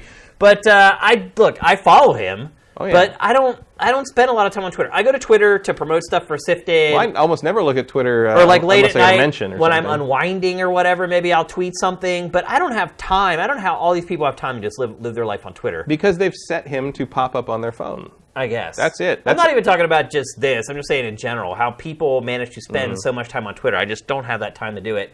But I had set an alert on Amazon, and I'm so damn busy, it's like... It's just the thing about the Amazon alerts, I do stuff like that. I didn't know that, but it's like I do stuff like that because I don't have the time. So I set it, and I forget it. And I'm like, I'm good. When they go on sale, I'm going to get an alert. I'll buy it immediately. Done. And then I wake up the next day, and they're like, Amazon's all sold out. I'm like, dude, what the... Well, the Amazon... First off, the Amazon email alert thing doesn't work. It works for stuff that comes back in and doesn't immediately sell out, because you get the email like the next day. Oh. The other thing is, you would never have gotten the email alert anyway because it went up on a different page. Right, which is... Because I did have that email alert thing signed up for that, just in case. I know it doesn't work, but just, a little bit extra doesn't hurt. And I never got an email for that, because that page never went live. I still haven't got an email. Because it never went live. That page for the... If you still... The same with... earlier this morning, they were doing Xbox One X. Like, Wario64 posted that, like, oh, it's live again. The pre-orders for Xbox One X are live again. They last about 2 hours. But if you could get to it by clicking through on his tweet. But if you just searched Xbox One X on Amazon, you got a sold out... It's a different page. How does he even find that page? I don't know.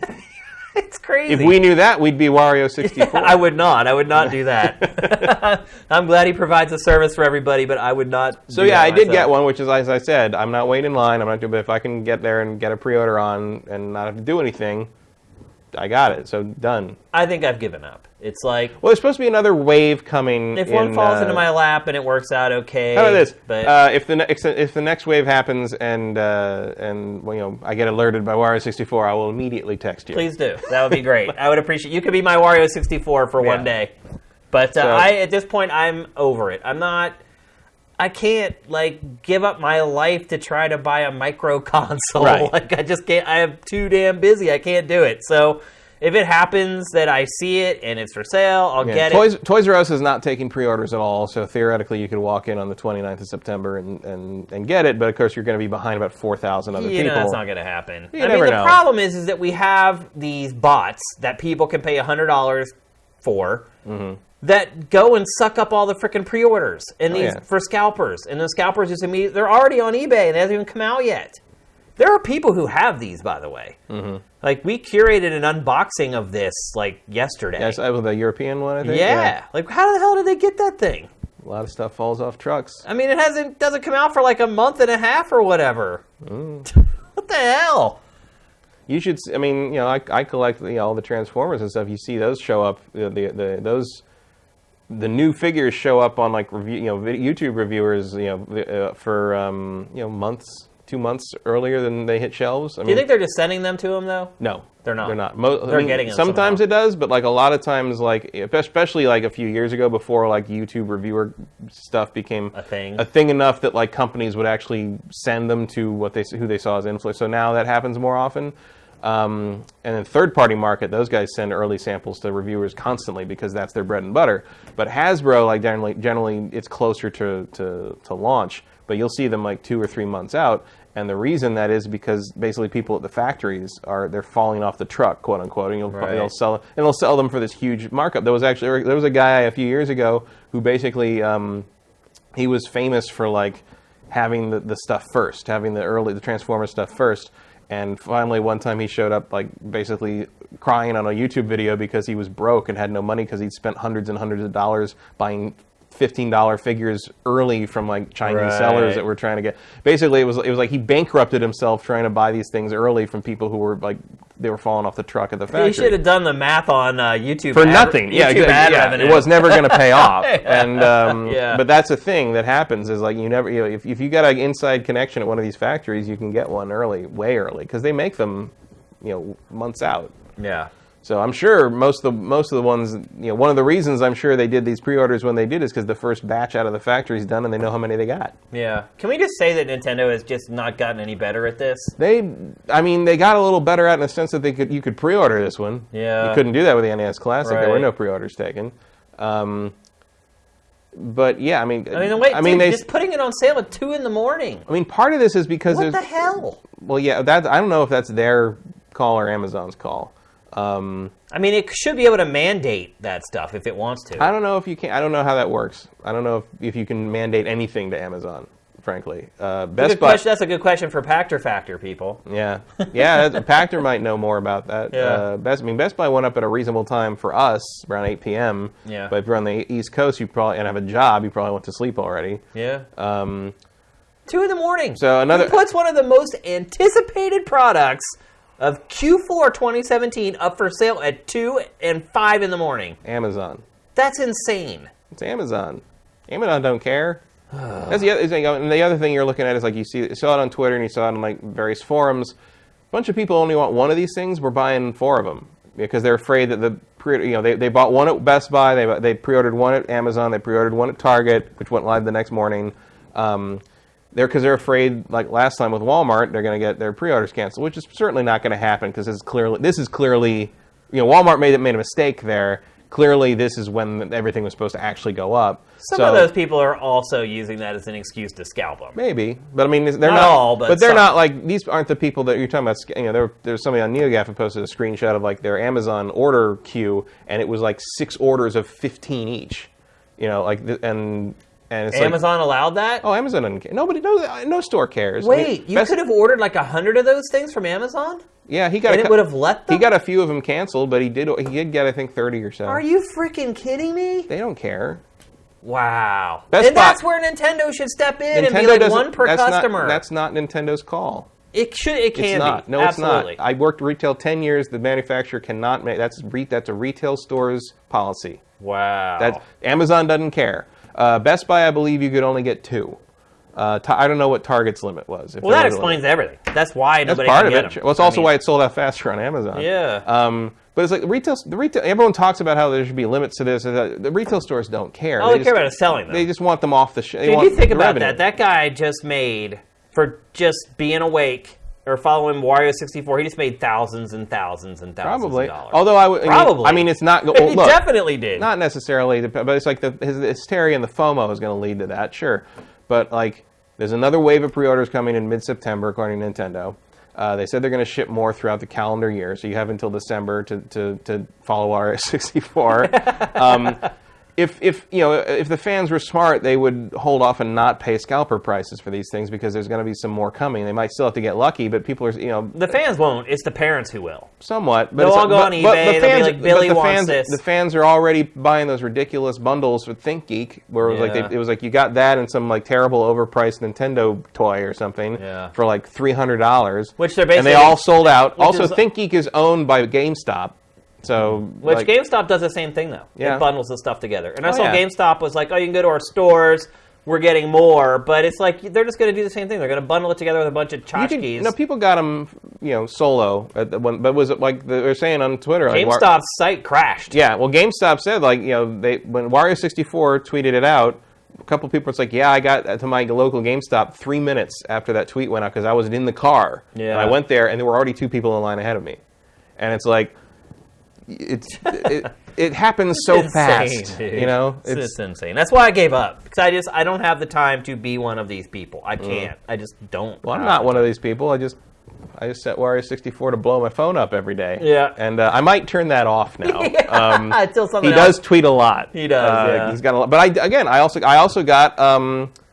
It was a couple weeks ago, but he tweeted the for some reason the mobile site of Best Buy's store is showing up that they have copies of the limited edition of Fire Emblem Echoes, and I didn't get that. I didn't have that, and so I went in and I got it, and I ordered it, and it worked. How does he and I got find that stuff? It didn't, and I went to it on my laptop, and it's it was sold out. We went through it through the mobile link, and it was there, and they sent it. It was right there. I it worked. feel bad for him. And maybe he enjoys it. And that was what 3 months after the game came out. It's he's built his Twitter handle on this. Mm-hmm. It's how do you stop? I don't know. I feel bad. Well, for I mean, him. I guess you stop just because you don't want to do it anymore. It's not like somebody's paying him for it. Yeah, they should. Yeah. Seriously. Maybe, I don't know, maybe he has a Patreon or something. Well, it was funny, like when he was curating for Sifted, I was like, I guess I don't need to tell you what deals to curate. Right. I mean, hell, after this, like I might throw some money his way for Patreon. I mean, he saved me a lot of trouble. Yeah, he should start a Patreon. He must have one. I haven't heard about it. He's not like that. I think he would turn it down, actually, if people try to give him money. He's a really good guy. And I realize people think he's like this faceless like robot. He's a real person, and he's like a nice, good person. Like, I loved interacting with him every day. So, take the money, Wario. You deserve it, man. All right, let's move on. We're going to talk next about a game. Yeah, Wario is all about the money. Like but he you named yourself after the crazy money grubbing Nintendo character. Yeah, maybe that's the irony of his name. Yeah, I guess so. We're going to talk next about a game I've been playing the last couple of days. A game called Observer. Matt, have you played this at all? No, I own it, but I haven't played it yet. You just bought it and just haven't had a. I got it in I got it in Hellblade and a couple and Agents of everything all at once. Okay. Basically, bought all that week stuff, and I just haven't gotten around to this one. Well, you should play it. That's what I hear. It is. I've only seen one negative review of this game, and it was really negative. Like, it's either like there was all like high 8s and low 9s, and then like a 4. Yeah, well, it happened. I mean, especially like these arty games, like you run that risk of like just not connecting with certain people. I mean, look at Yahtzee's review of Hellblade. It was like he played a different game than we did. Yeah, no, you're absolutely right. This isn't. I wouldn't even really call this an arty game, though. It isn't like everybody's gone to the Rapture, like walking simulator type game. But it has its aesthetic and it has its goal, and its aesthetic really is what the game is. Mm-hmm. It is. I wouldn't call it a walking simulator. It's an adventure game. Yeah, it feels more like a detective kind of thing. It is. It's like a detective adventure puzzle solving type game, and it's set in 2084. And people are calling it like cyberpunk or whatever. Mm-hmm. I guess that's accurate. From what I've seen, it qualifies. Yeah, it's set in 2084. The world's basically been wiped out by a war. Both the East and the West attacked each other at once, and the missiles just went and destroyed both sides. A massive corporation has swooped in and taken over kind of control of society. Cyberpunk. It is. I say, like, we're starting to live cyberpunk, but we're getting all the boring parts first. Yeah, you're right. Way more corporate control, not enough bionic limbs. You're right. And you play as a cop who's obviously working for this corporation or whatever. But like cops aren't allowed to carry weapons or anything like that. They've basically been neutered. They're really, I guess, just essentially peacekeepers at this point, without a peacemaker. And the game starts. You're sitting in your cop car. You get like a call from, I guess I'm assuming headquarters, but it's this person who kind of watches over you, and she talks about how observes you. Yeah, and. She tells you you've been slipping a little bit, they've been monitoring you, and you're not acting right, and have you been taking your medicine? And you say, no, I haven't been taking my medicine. She's like, well, take it right now. You take it. You kind of go through this almost like a epileptic fit or something like that, and then you come back, and then she's like, all right, thanks for taking it. She leaves, and then you get this weird transmission over your little screen in your car, and it's your son. And your son has been missing for a long time. You didn't have a great relationship to begin with. But you haven't heard from him. Because your character's like in his 50s or something, right? Yeah, like he's older. Yeah. And the son is basically saying, I'm not who I used to be. It's very ambiguous what he says. But after you get off the call with the son, it kind of breaks up and he goes away. You kind of trace the call, triangulate it back to this like weird apartment complex. You go to the apartment complex, you go in, and this is where you start actually like meeting the people of the game. Lots of cybernetic enhancements, like the guy who runs the apartment complex is like an arm that's robotic, and half of his head is missing. It's been replaced with like this thing.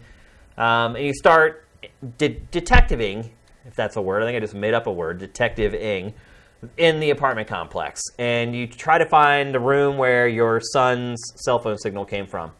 And this is where the detective stuff really starts. Like, there's conversation trees, like when you're first talking to the apartment complex manager.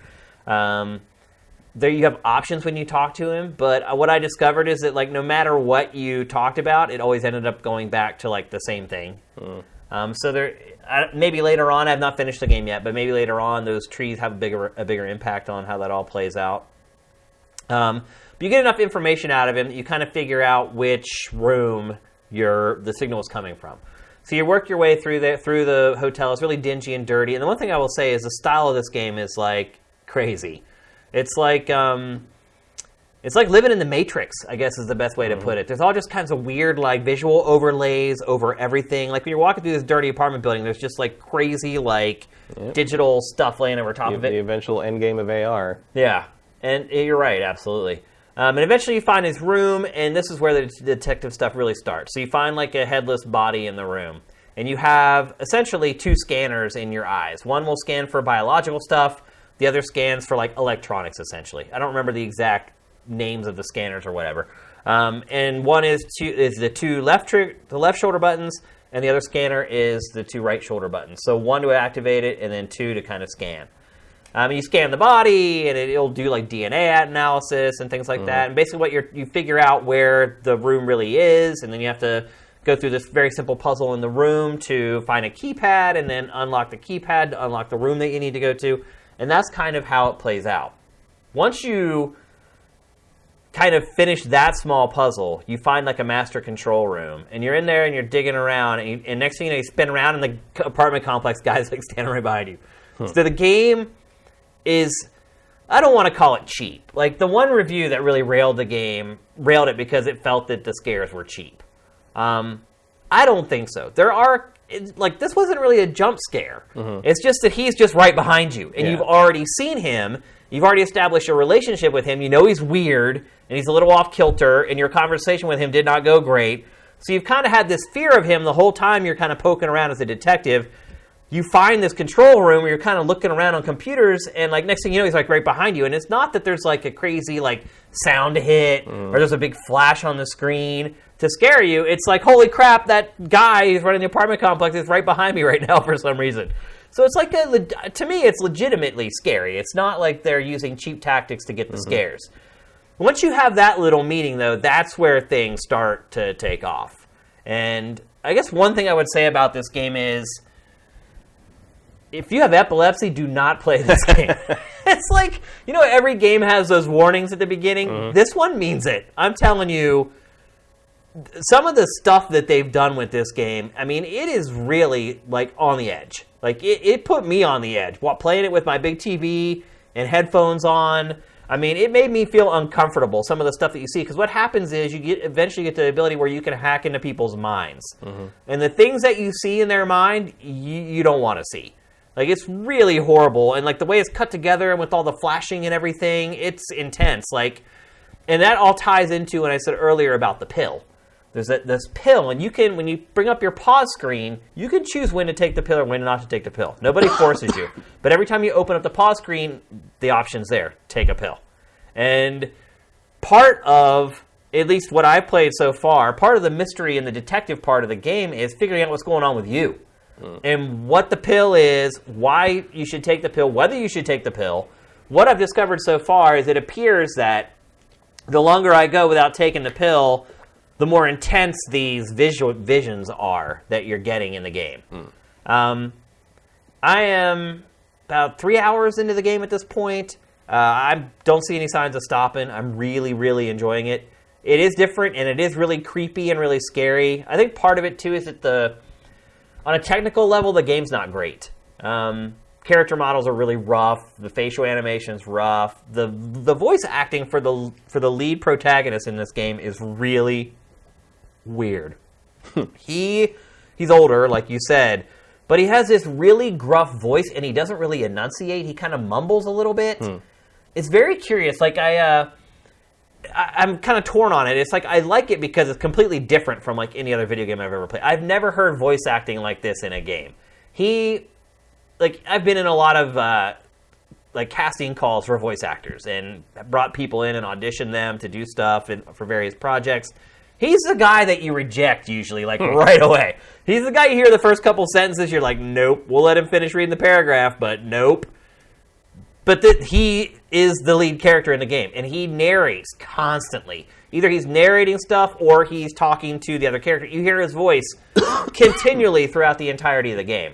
And at first I hated it, and then it started growing on me, and then I started questioning why they hired this. It's just, I hope you play it eventually, because I want to hear your take on what they did with it. It's memorable, because how often do I even really bring up voice acting when I'm talking about a game on GameFace? Very rarely. That's usually my thing. It is. But this game, because it's so different, it just kind of had an impact on me. But it's hard to get a lot of emotion out of him. As far as whether he cares about something or he doesn't. Like, I still don't even know if he really cares about his son all that much. Just kind of the way his meter is and the way he kind of voices the lines in the game. So, it's a very peculiar game. It's definitely not a walking simulator. It's definitely not just a traditional adventure game. And it's not just like a generic horror adventure either.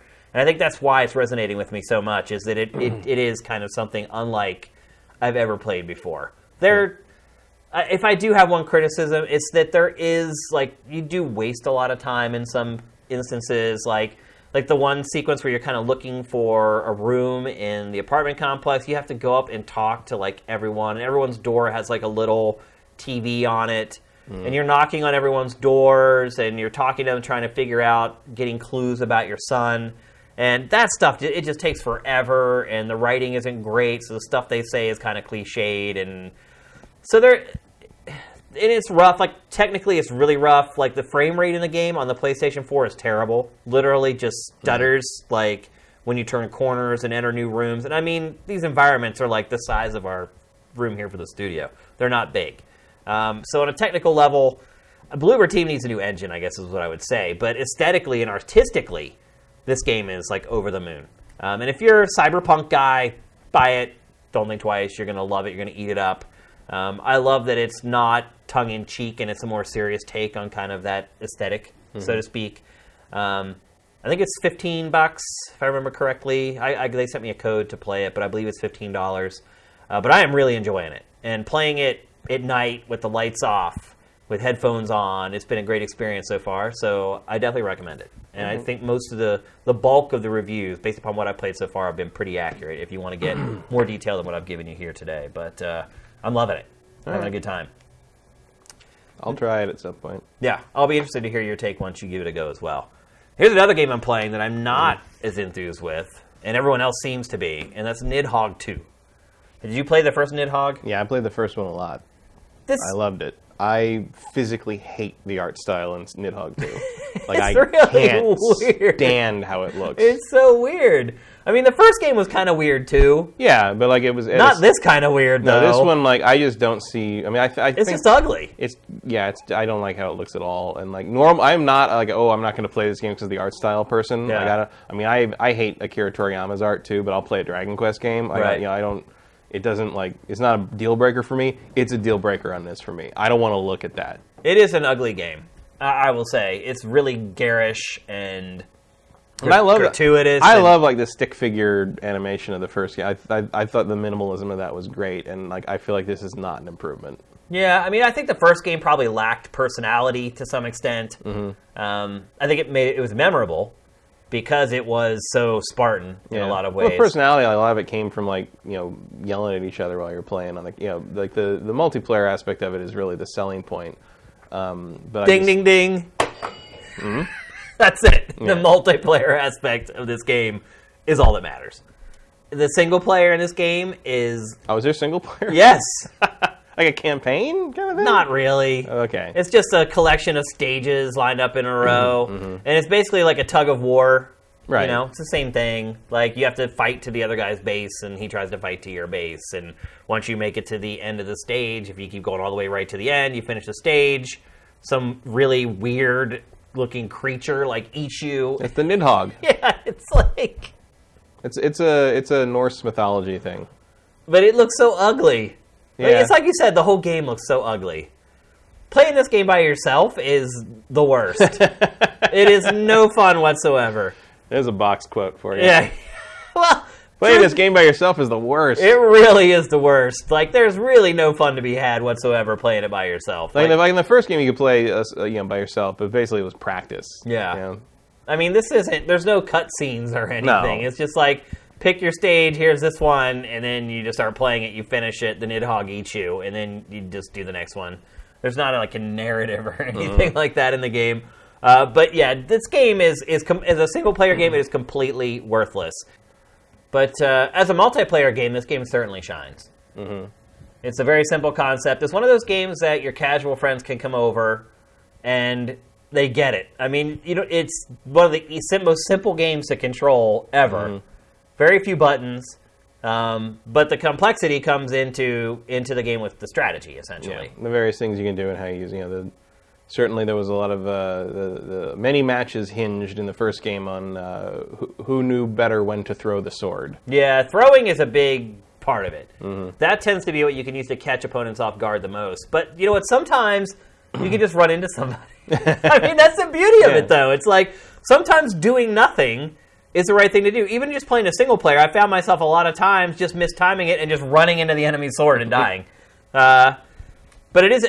We probably should have explained to people what it is. Right. It is a sword fighting game where, like I described earlier, it's like a tug of war to get to the other player's right. And basically, like your goal. It's two character sword fighting, and it's one hit kill, and then you almost instantly respawn at your side of the screen. Right. And the idea is that but every time you die or the other person dies, that person can move. The winner can move forward a little bit, and the idea is to get past the opponent and onto the next screen.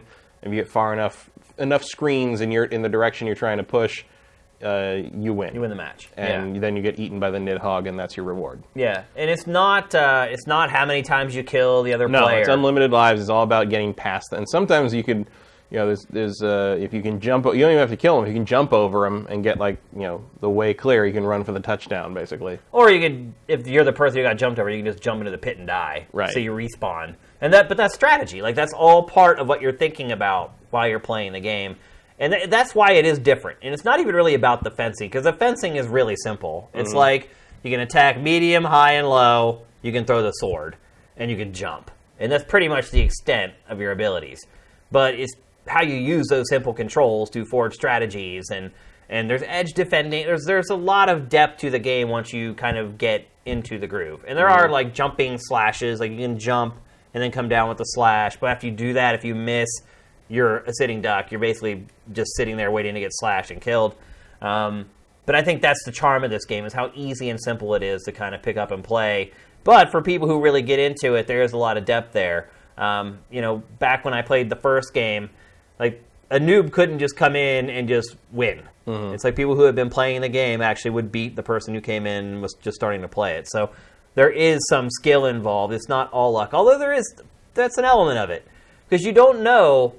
Because the other part of it, too, is like if you both have your sword at medium, you block. Mm-hmm. If you both have it high, you block. You both have it low, you block. So there is some strategy in that, like which angle is your enemy coming from? Where am I going to put my sword? But I think that's why the first one was such a big hit. And I think I'd agree with you, too, that the aesthetics of the first one were better, at least more inviting. At least it fit the gameplay. Yeah, it makes sense. Like, this makes no sense whatsoever.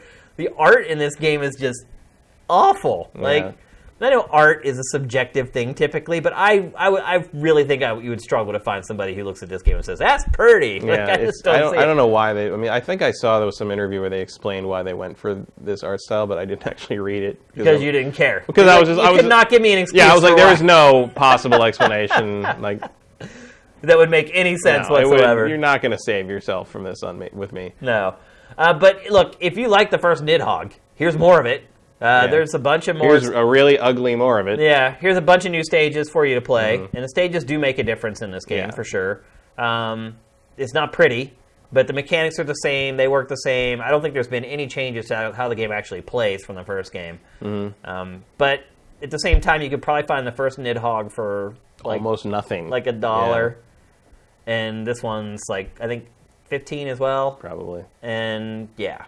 So it's hard to recommend over the first one. It'll be in a humble bundle in a year, and you can do it then, I guess. I mean, that kind of feels... I mean, we end up saying that about a lot of indie games, though, right? It's true, but... I mean, there aren't very many indie games that we say buy at full price. Yeah. We almost always end up saying wait a couple months. You just did it, though, with Observer. Yeah. That's rare, though. Yeah. I mean, that was one of the only times. And I mean, we've talked about some big indie games on this show that a lot of people have told people to just go buy for full price, and we're almost always like, no, just wait. Even a couple months, it'll drop $5 or $10 at least. So we are part of the problem. Yeah. So I To me, Nidhogg's a hard sell at full price. It would be an insta-buy for me if it didn't look like that. Really? I loved the first one. Yeah. But I just hate the art on this thing. I don't even want to look at it. The game can be frustrating, too. Yeah. I should add. Because there is so much luck involved. Because there's not a lot of telegraphing. Mm-hmm. So it's hard to tell if someone's going to go high, medium, or low. And so it's like there's no tells. So you're just kind of guessing. Yeah, well, you got to know your opponent. So it gets better the more you play against the same person. You're right. Absolutely. That's a really good point, actually. But when you're playing online... Right. I mean, it really is made for couch. Yeah, couch. I mean, especially because of the reaction times involved. Like, it's going to be better local co-op. And local game multiplayer. And I would chop down the desire to buy this game based upon if you have people to play with you locally. Right. It goes up in that case. If you don't, then that gives you even less reason to buy the game. Mm-hmm. Online multiplayer with lag, and I just noticed with I was playing some more Madden today, the kick meter in Madden is like impossible online because it's like going. It's not like smooth. Yeah, and so now that I published a game eval yesterday, but I was mostly playing with other journalists on test servers. Now everyone's playing it, and now I'm getting lag, so I may have to go and adjust the game eval a little bit. Yeah, it's one of the highest unadjusted scores I've seen from Sifted. Yeah. I mean, it has everything. It's a complete package now that it has a story. In years past, it was getting a 0, a goose egg in that category every year, and it got a 7 in that category this year. So it's a complete game. Who would have knew a sports game? I think it's our 4th highest score ever on Sifted, I think. Yeah, so it's 7.3 in there? Yeah. And the funny part for me is when my score on Sifted is like a 6.6 or whatever, because I'm a big gameplay guy, and the gameplay is, oddly enough, one of the worst elements of the game now. So my personal score on Sifted for it is lower than that. But well, it's like on like Witcher 3, my review. I think my review is like a 7.7. Yeah.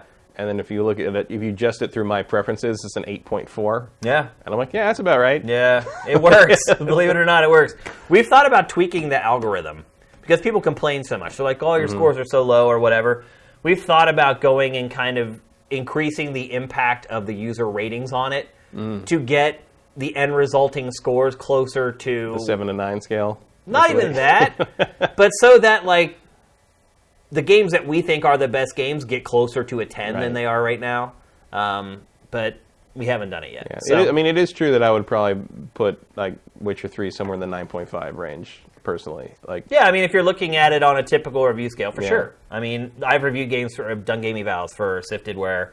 You know, if I were reviewing on the GT scale, I know exactly what I would have given it, and what it gets on Sifted is lower than what I would have given it. But that's when you look at like, apples and oranges. But also when you look at like like what you said about giving story a 0, like while it does wreck the curve in some ways, that makes like I mean obviously we don't have that many years to go back through, but like if you say 10 years from now, if you're comparing all these Madden games together.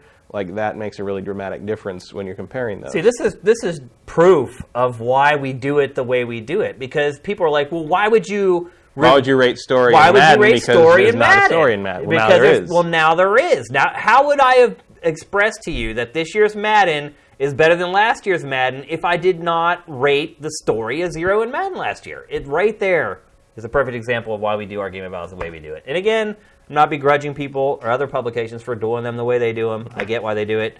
I just think this is a better system. So it's definitely not the industry standard. Nope, but, without a doubt. And I worked in the industry standard for 18 years or whatever. But that is not an automatic criticism of something. That's true. All right, let's move on. We're going to talk next about Uncharted: The Lost Legacy. I have still not got a chance to play this. I've played it a bit, couple hours. Yeah. First thing I want to ask you is the change that drastic? Does it really feel like more of an open world game from the base game?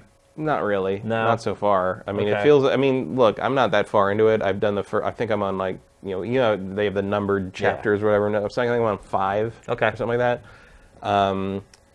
The way... I mean, the beginning is... Well, it sounds like you're a third of the way done with it already. Yeah, I'm getting there. It's Uncharted 4. It's an expansion pack. 2 characters. It's with the 2 characters, and by the way, the other character doesn't really help much. Oh, really? Well, that's kind of par for the course in Uncharted. She does. Nadine does shoot people and grab them sometimes, but I've been blindsided by like a flanking enemy constantly, Like, and I'm like, where were you on that one? And she'll yell. She'll be like, look out behind you or whatever. And I'm like, how about not looking out behind me? How about just shoot the guy? Yeah. And there are a couple times when she like pulls her gun, she's shooting, and it's like it just whole magazines, nothing. Like, and they're this far away from each other. I'm just watching her just like shoot this guy and fail. I'm just like, okay. And like I hired you to be the bodyguard. That's always been Uncharted. Chloe sits there and talks about how I don't know if you're worth the money. I'm like, I don't think she is worth the money, Chloe. I like Nadine as a character, but she's not really pulling her weight so far. Well, the funny part is Nadine, though, in the base game is a badass. Oh, she's still a badass in the cutscenes, but when you're actually playing, she's just running around like Sully, like looking around for like a tree to hide behind. They've always done that. Right. I mean, the Uncharted's always been that way. It's like, what are you doing? Like, why are you even here? It's just for the banter back and forth, really. So the beginning part is like, it's roughly what you saw at the teaser, the announcement trailer, where you're walking through the streets in India, and you have to find the door, and you go on the roof, and she shows up, and there's a big chase, and you That's the beginning of the game. Yeah, and then you break into the location of the rebel, because there's a big war going on, right? Rebels versus whatever, and they're air striking the city. I mean, is there any kind of tie-in to the end of Uncharted 4? Not yet, but they're hinting at it. They have a lot. Chloe and Nadine have a lot of conversations back and forth, and at one point early on, Nadine says like, because you learn a little bit more about Chloe's backstory, and her father was an archaeologist and all this stuff, and how like Lara Croft. And she's just a thief. She's like he taught me all these things, but I don't. He did it because he loved it, and I do it because I don't do anything that there's no money in. Basically. Right. Okay. And Nadine's like, oh, a family business, that's cool. And Chloe's like, yeah. I mean, and Nadine's like, it turns out the company that she was, the paramilitary company she was heading. When you first run into her in Uncharted 4, was her father's. No. So she's got a lot of guilt over, kind of dropping that ball over the course of Uncharted 4. So it was her dad's company, and it's gone now. And so she's working as a freelance mercenary, basically, now for Chloe. And she says something like, about family businesses, sort of, because you're close with the Drake boys, right? And Chloe's like, yeah, and like there's sort of this implication about like, yeah, that's a different story, and like so there's some kind of and there's even a moment where they talk. Nadine brings it up again, and Chloe's like, yeah, I know Nate really well, and he's got his own thing going on right now, and it's cool. Sam, I barely know. It's like he showed up out of thin air one day. I'm just like, like, that's wink, funny. wink, nudge, nudge. Yeah, I like that though. But so you can tell that like kind of the personal character story and sort of the way it kind of smooths itself into the Uncharted universe is going to kind of unfold between their conversations with each other. And I'm not far enough to really know where that's going, but. And the main bad guy, who's the rebel leader, who you break into because he's close to finding this lost civilization thing, and Chloe wants the tusk of Ganesha, and so does he, and so she finds he has this like little medallion thing, and they steal it, and he catches them, and he knows Nadine from back in the day, and seems to have had a thing for her, although she does not seem to reciprocate that. And Chloe doesn't know him at all. She just wants the little medallion thing because that's the key to getting to the stuff. Right. So after you escape, there's a big escape where you break through the window and you run through the rooftops and people are shooting at you and it's raining and all. I mean, it's amazing. I mean, is the it visuals. Up to scratch with? Oh yeah. Yeah. The visuals are unbelievable. Like the whole time. And then after that, you go to off in the jungle where where this lost civilization is. And that's where it opens up. It's same like in Uncharted 4. Where now you have a Jeep with a winch on it, and you're gonna drive around. You have to drive to the place and get up the tower and look at these are the three places we got to go. And I have a map, and I mark them on the map, and I have to drive to the thing and go and I have to use a winch. It's exactly the same thing, except there's more green. It's like a jungle and not like a big open desert. Is there the whole mud element to it? Yeah, there's mud. Driving up the thing, you got to get the wheels on the concrete or the grass part. Yeah. And it's the same thing. Wow. I think the Jeep might even be the same color. Oh, really? But it's her. They still have the gas can banging around in the back. I don't think they do. No, I don't. If they did, I didn't recognize it. I didn't notice it. But it's fine. I mean, I don't. I like this better in the sense that I'm not subjected to Sam Drake. Yeah, you really hate him. I hate Sam. I really do. It's like he's like the only. He's like usually I like Troy Baker's characters, but I just don't like Sam. It's not Troy Baker's fault. I mean, it's just But usually Troy Baker can bring something to a character that makes me like them. Because he's a really good performer that way. And just something about Sam bugs the hell out of me. Have you watched Bloodlines on Netflix? Bloodlines? Yeah, it's a show on Netflix. No. Well, you should watch it because it's about a family in the Florida Keys, and they have one brother who's like the bad apple. And I am telling you, I don't know when they came up with Sam, but either Bloodlines based their character on Sam or Sam was based on this guy. Because it's like the same setup. The bad apple of the family.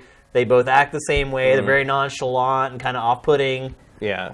Bloodlines is a great show, by the way. You should watch it. So I'm not done with that section yet. I've done 2 of the 3 towers because you go to each. It's like Uncharted 4. You go to the one place and inevitably the bad guys have beaten you there, and you have to kind of do the damn sneaking around on the tall grass thing, which clearly is my least favorite part of Uncharted 4. Which is clearly. I mean, that's the thing is like really. It was better than prior Uncharted, though I would say. Oh, the sneaking was, but the thing is, I don't think sneaking belongs in Uncharted. Yeah, it's not a stealth game, really. Well, it's like because it really feels like Druckmann and company are sort of like, well, we're just going to horn in the Last of Us a thing into this with tall grass, and it's like I'm here. I mean, and you can just go loud and blow people, but you're usually the people complain about the way the waist high walls, but the reason they're there is so you have a cover to deal with and play. And a lot of times, if you start stuff in this game, you won't have proper cover. Just to have your gunfight, and so it's not that hard to go around and kill everybody. It's stealthy style. And she has the grappling hook and all. It's all the same stuff. It is any new mechanics at all? Not yet, except lock picking. She can pick locks, which is just you hold the thing when it vibrates and she opens it. And she can take pictures with her phone and look at her phone. What's the purpose of the photos? Nothing so far, except like early on when you first get to when you're looking around for that. The door, you see a picture of the red door, so you know what you're looking for. But because Nadine sends it to you for the meeting place. But so far, it's just you can take pictures of the button pops up with a camera on it, and you can take a picture and look at it. That's actually one of the other things is just in the sense of attention to detail. When you look at the phone, you can zoom in, and when you zoom in, Chloe's hands are fucked up. What do you mean? Like mangled? Like she spent her whole life climbing stuff and getting burned. Really? I mean, they're ripped up. I mean, they're calloused and rough, and like they look. I mean, clearly, that's Naughty Dog. This is a woman who does not have time for moisturizer on a regular basis because she's got this like crazy life. That's one of the things that separates Naughty Dog's games. And she gets cuts on her hands over the course of like the game, and like different sections of the game you'll look and like she's got like blood here. This nail's broken or whatever. Wow. It's great. And like, there was a thing on Kotaku. I noticed this, but I saw Kotaku wrote an article about it where they're talking about how she has the map that she looks at in the open world sections, and like you can see on the map when you mark stuff off or whatever, you can see those marks on the map she's holding in the game. And then when you zoom in for the map thing, you can see it's identical. Like they match it like that. Yeah. And he was like, "That's just amazing." And then one of the developers tweeted at him, the guy who wrote it, I think was it Kirk Hamilton? I don't know, but he one of the developers tweeted, and it's like, "Let me blow your mind further and say there is no map screen. When you look at the map, we just move the camera to the thing that's in her hands." Because that's how high res our map is, motherfucker. And like, it's just great. like Naughty Dog, everyone. Like, wow. Take a bow. Yeah. Take a bow wow. I mean, I do think little things, little details in this game look better than Uncharted 4. I think that the foliage looks better in this. It's just how many set pieces have you seen so far? I would say really only the one. Okay. The escape from the penthouse. Okay. And again, one of the things that I didn't like about Uncharted 4, and I continue to dislike about this, is that it's not as much focus on the set pieces and more on like this kind of vague open world sneaky thing. Yeah. Which is not really what I want Uncharted to be. No, I agree. I'm being pulled through this more because I like Chloe and I'm interested to find out more about her and play as her and see Nadine, and they are very funny together in the Jeep. They'll talk back and forth about stuff, and they are very funny. Chloe doesn't let anybody else drive. This is a thing. She's like, I just prefer to drive. It's like, why? Like, no, I just like to drive. I can drive. Yeah, but let's go. But then that leads to points where like you have to get out of the car and you have to like hook the winch around things and like pull away and at certain points I've been like I got to run all the way back to the Jeep and I was like you can't back the Jeep up, right? Nadine, like you can't. But maybe it's a little bit like maybe like Chloe doesn't let her drive ever, right? Kind of thing. Yeah. It's a little. I like some of the little things. There's a little bit of a wink and a nod to kind of foibles of the series, like where like the first time you rip down ancient ruin doors to get in with the winch on the Jeep, and Nadine's kind of thought you wouldn't be all into the destroying the 1,000-year-old ruin thing with the archaeological father. And she's like, I got to get paid. It's like I don't care, Wow. Like because you think about with Nate too, like Nathan Drake, where he just destroyed everything. Knocks stuff over all the time, and he's like, got to get through, don't care, Yeah. That's a trademark. I mean, it goes back to Indiana Jones and his predecessors. It was like, ha, the man is here to to find the golden idol. The bull in the china shop. Who cares about the hieroglyphics? Right.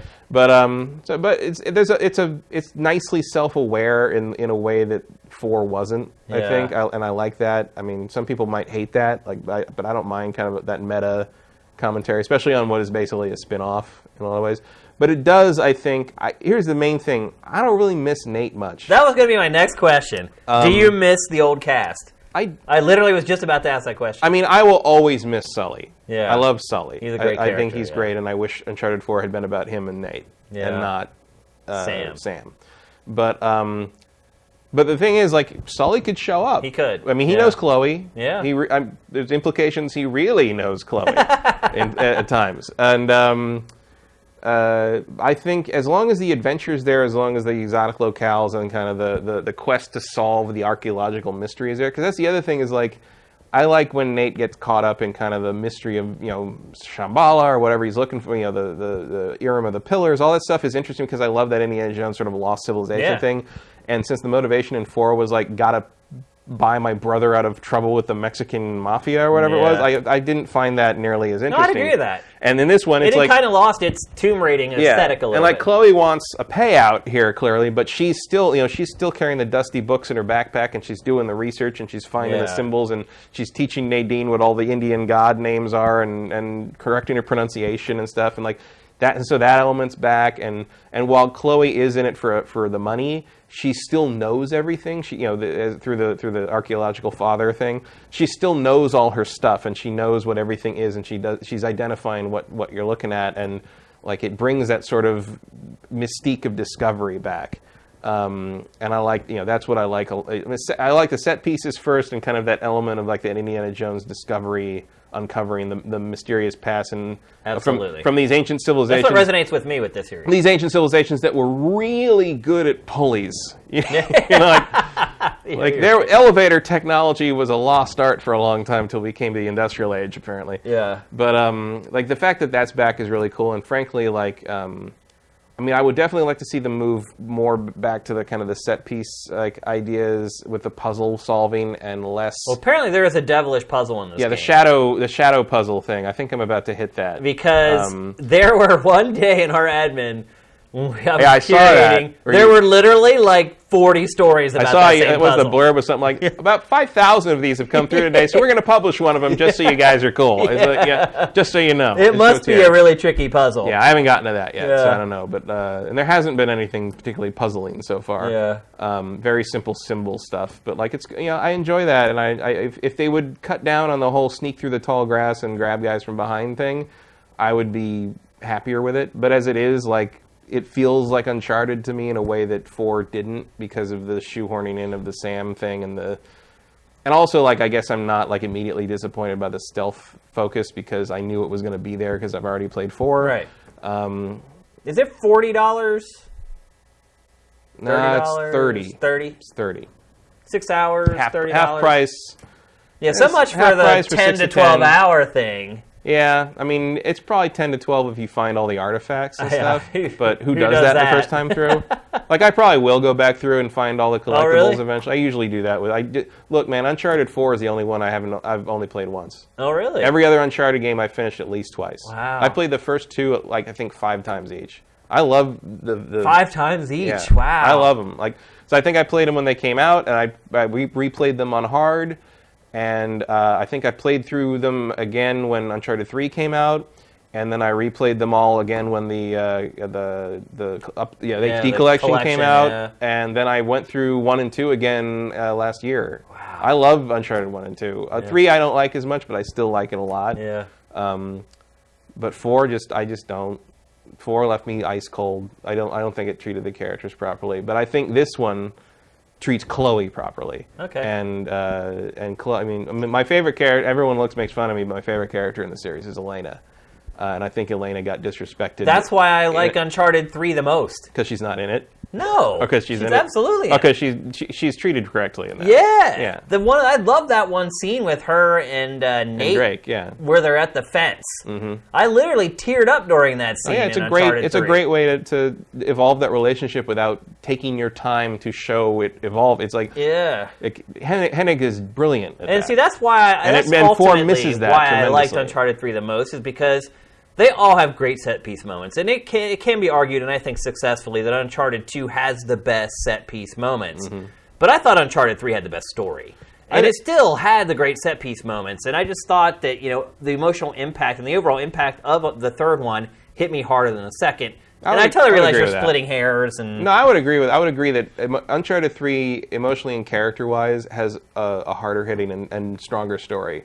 But I wait for the day when some game tops that train sequence. Yeah. Because that thing it's one of the most amazing things I've ever played or seen in a game. And then when you sit down with some of these guys and they tell you how they made it and what they had to do to make it, it gets even more impressive. It does, yeah. It's one of those few things where it's like, if you know how this was done, it's amazing. But if you don't know how it's done, it's still amazing. There's something special happening in that scene. And I mean, the tanker ship thing in 3 is almost as good. The water it's filling almost up as all the chambers as good. And everything. It's insane. Yeah. But 4 didn't focus on that. They wanted to have it more of a. I still love 4 though. 4. I mean, I would never call 4 bad. Yeah. I mean, it's fine, but it's just.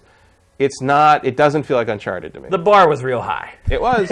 It still is. I think this one captures more of what I love about the old Uncharted games than 4 did, and so I give it a thumbs up for that. I mean, I'm going to keep playing it. It's $30 more Uncharted for $30. Yeah, and it's just, man, especially if you have a PS4 Pro, like this thing. I mean, I think there's a couple more impressive graphical moments so far in this than most of what Uncharted 4 had to offer. Especially, I mean, even just like walking around India, the back alleys, you're just like, and the lighting and there's one shot with one bit because everybody's kind of trying to get into their houses away from the rebels or whatever. Right. I don't know if it's the rebels in the middle. I think it's the rebels that are scrambling to safety. And at one point, these 2 women run from like an alleyway corner through, like in front of you, into their house. Mm-hmm. And they run in front of like a spotlight from like a checkpoint. Uh-huh. And you can see kind of like their legs through the clothing they're wearing. Like you can see like the silhouette of their actual bodies through the fabric of the clothing. I was like, what? Like, only Naughty Dog. And it's like a totally irrelevant to gameplay number, but it's like, wow. But they're the only studio that does that stuff. It's amazing. Like it just, it looks... And that's also a reason why it can spoil a lot of their games are worth playing over and over again. Yeah. Because a lot of times your first time through, you won't even notice stuff like that. Yeah. It's like you play it again and again, or you play like one section. If you die, that's another great thing about I don't mind dying in those games that much because the more you die on a section, the more you start noticing the little stuff about it. That's actually another thing is the checkpointing is really good. Okay. Like very granular. Like if you miss a jump, you're probably not more than 2 jumps behind where you died. Like is there a lot of platforming in it? There's a fair amount of swinging around, and like in the open world stuff, there's a fair amount of swinging around. The thing is that it's not like difficult platforming, but it can be difficult to see where you need to go. That's Uncharted.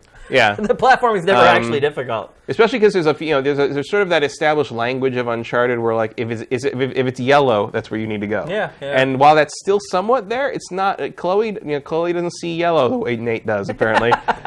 So sometimes it's just like you can tell because like that ledge is straight. Right. And it's like a different slight color, but like, I've missed those ledges a few times where I'm like, where do you want me to?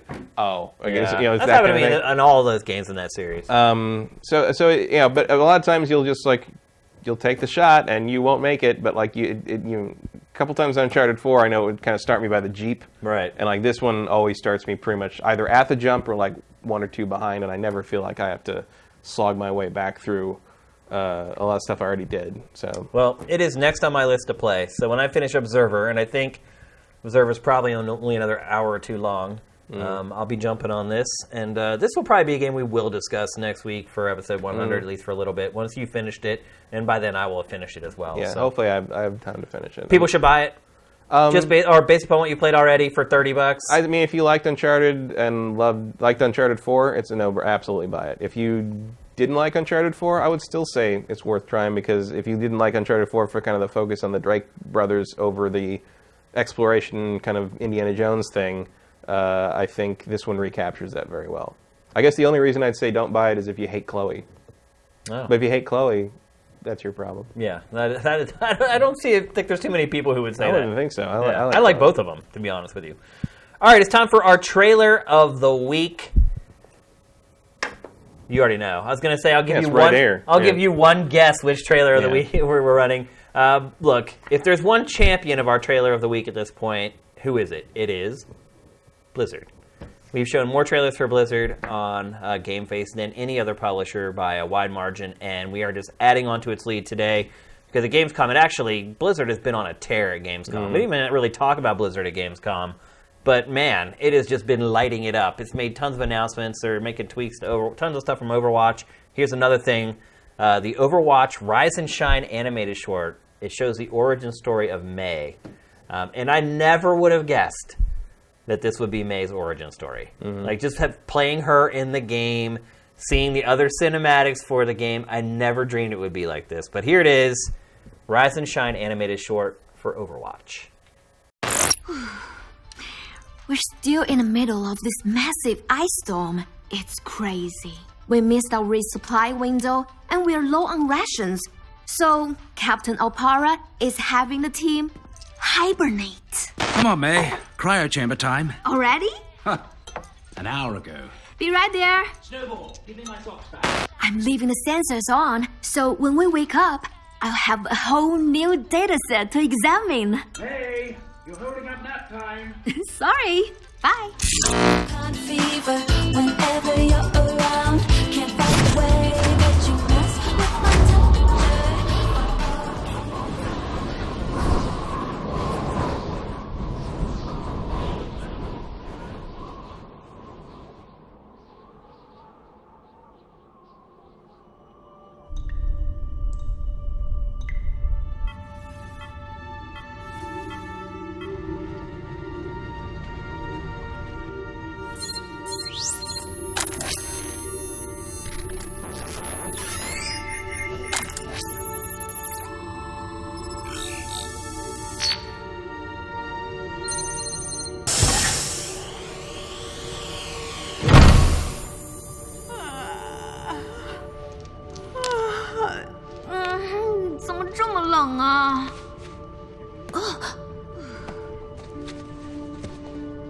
Get up, Snowball.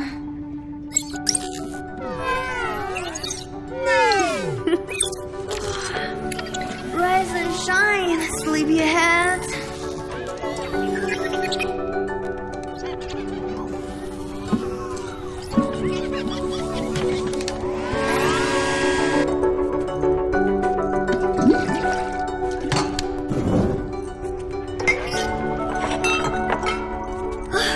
Now, let's see what our new dataset looks like. The atmospheric fluctuations above the anomaly have gotten... It's much worse than we predicted. We have to get this to headquarters. Where is all this data coming from? Snowball, how long have we all been asleep? What? No! Overwatch would have come for us. And the comms are down?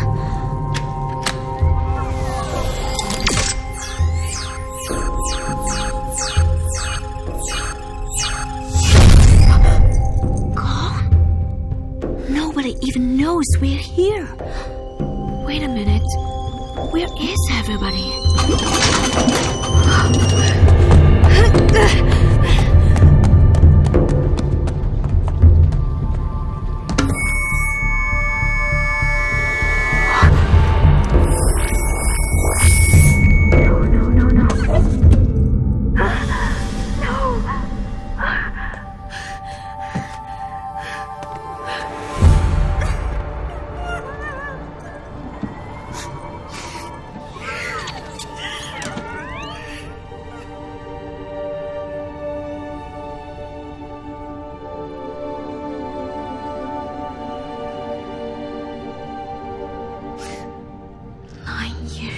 Worth of data.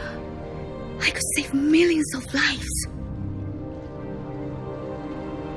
I'll take our work to the world, my friends.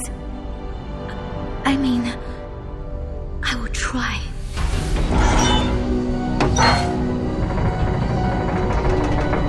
Oh, the dish is broken. How do I get this data out?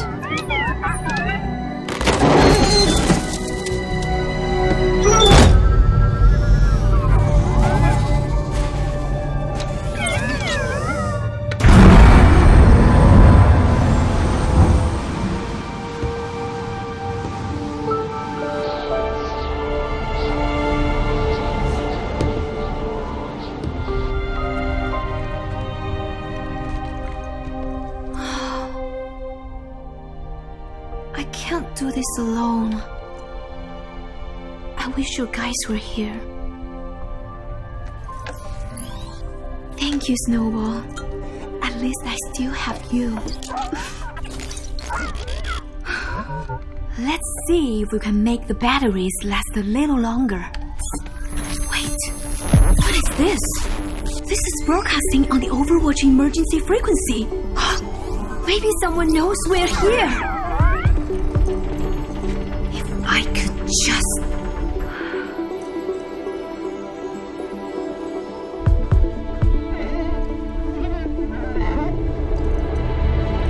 Come on, Snowball. We're not on ice yet.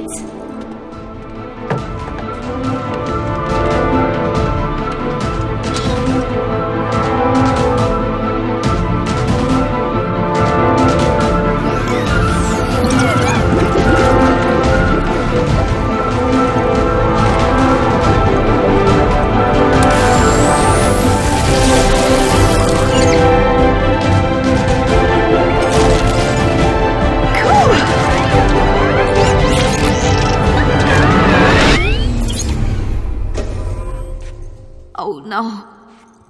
Come on, come on, come on, come on. That was the last battery, wasn't it? I can't believe I forgot about the batteries. Without power, we're dead. There has to be a way. Think. I just needed a little more time.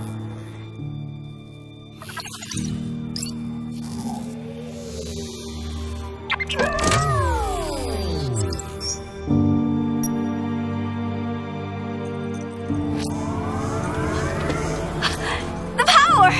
Snowball! What? No! Snowball!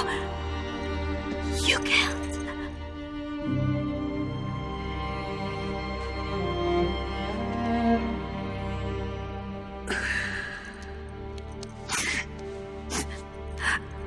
Thank you, my friend.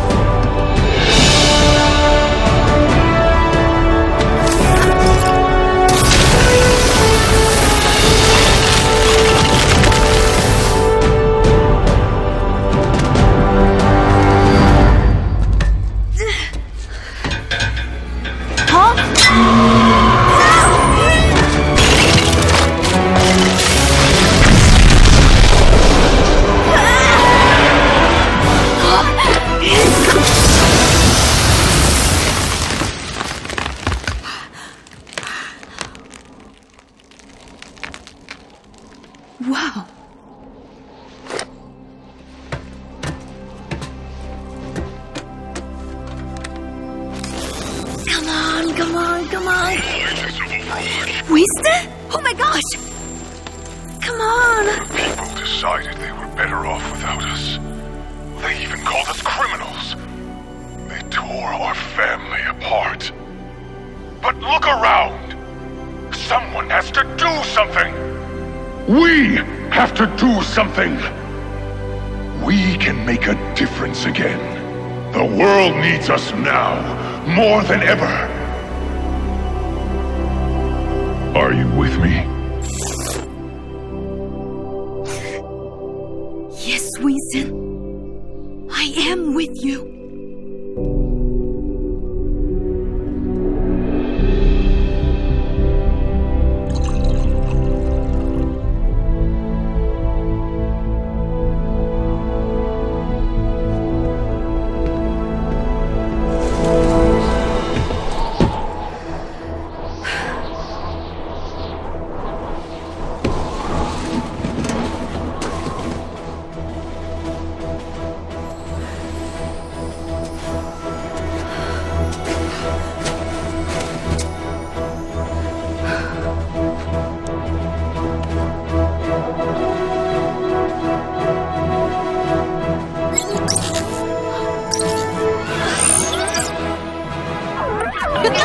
Rise and shine, Snowball! We're on our way!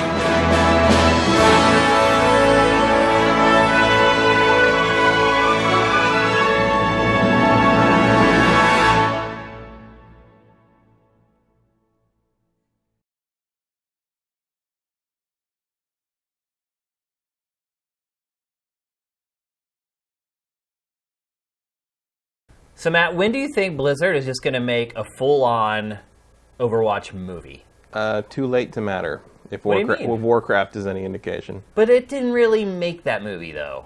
Yeah, but like, here's the thing: like, they don't seem like Warcraft should have been a CG movie. I think if Blizzard made an in-house CG motion picture of Overwatch and they made it in time to catch the superhero boom before that fades away, Yeah.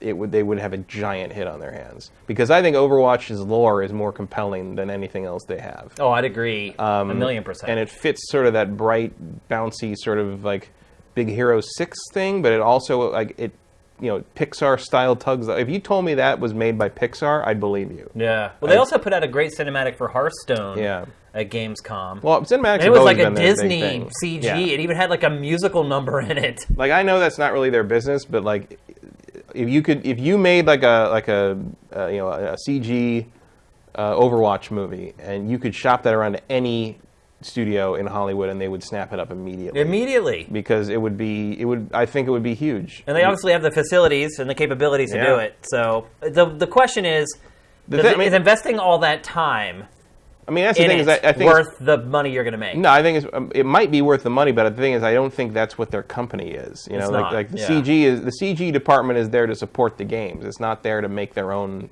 motion pictures. Their CG department is huge. Yeah. Gigantic. It is one floor of a building the size of a football field. Mm-hmm. And the crazy thing is, I remember several years, like 7 years ago or something like that, around the time of Diablo 3, I met one of the guys. It was at a party. It wasn't an industry thing. It was just at a party. I met one of the guys who worked on Blizzard in his CG team. He made some of the cinematics in Diablo 3, and I was like, man, you guys do the best stuff in the industry. Work in the it's unbelievable. Yeah. And he said, can you please tell my bosses that? Because every couple of years they have a whole round of meetings about whether they should eliminate us or not. Yeah. And I'm like, that would be insane. Why don't you just eliminate the artists or the guys who do the online code at that point? That's part of why Blizzard works. That's what makes Blizzard great.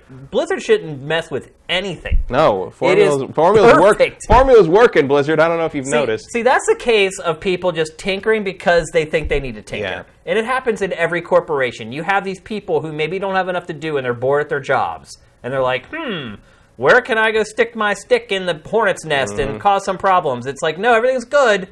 Like, everything's fine.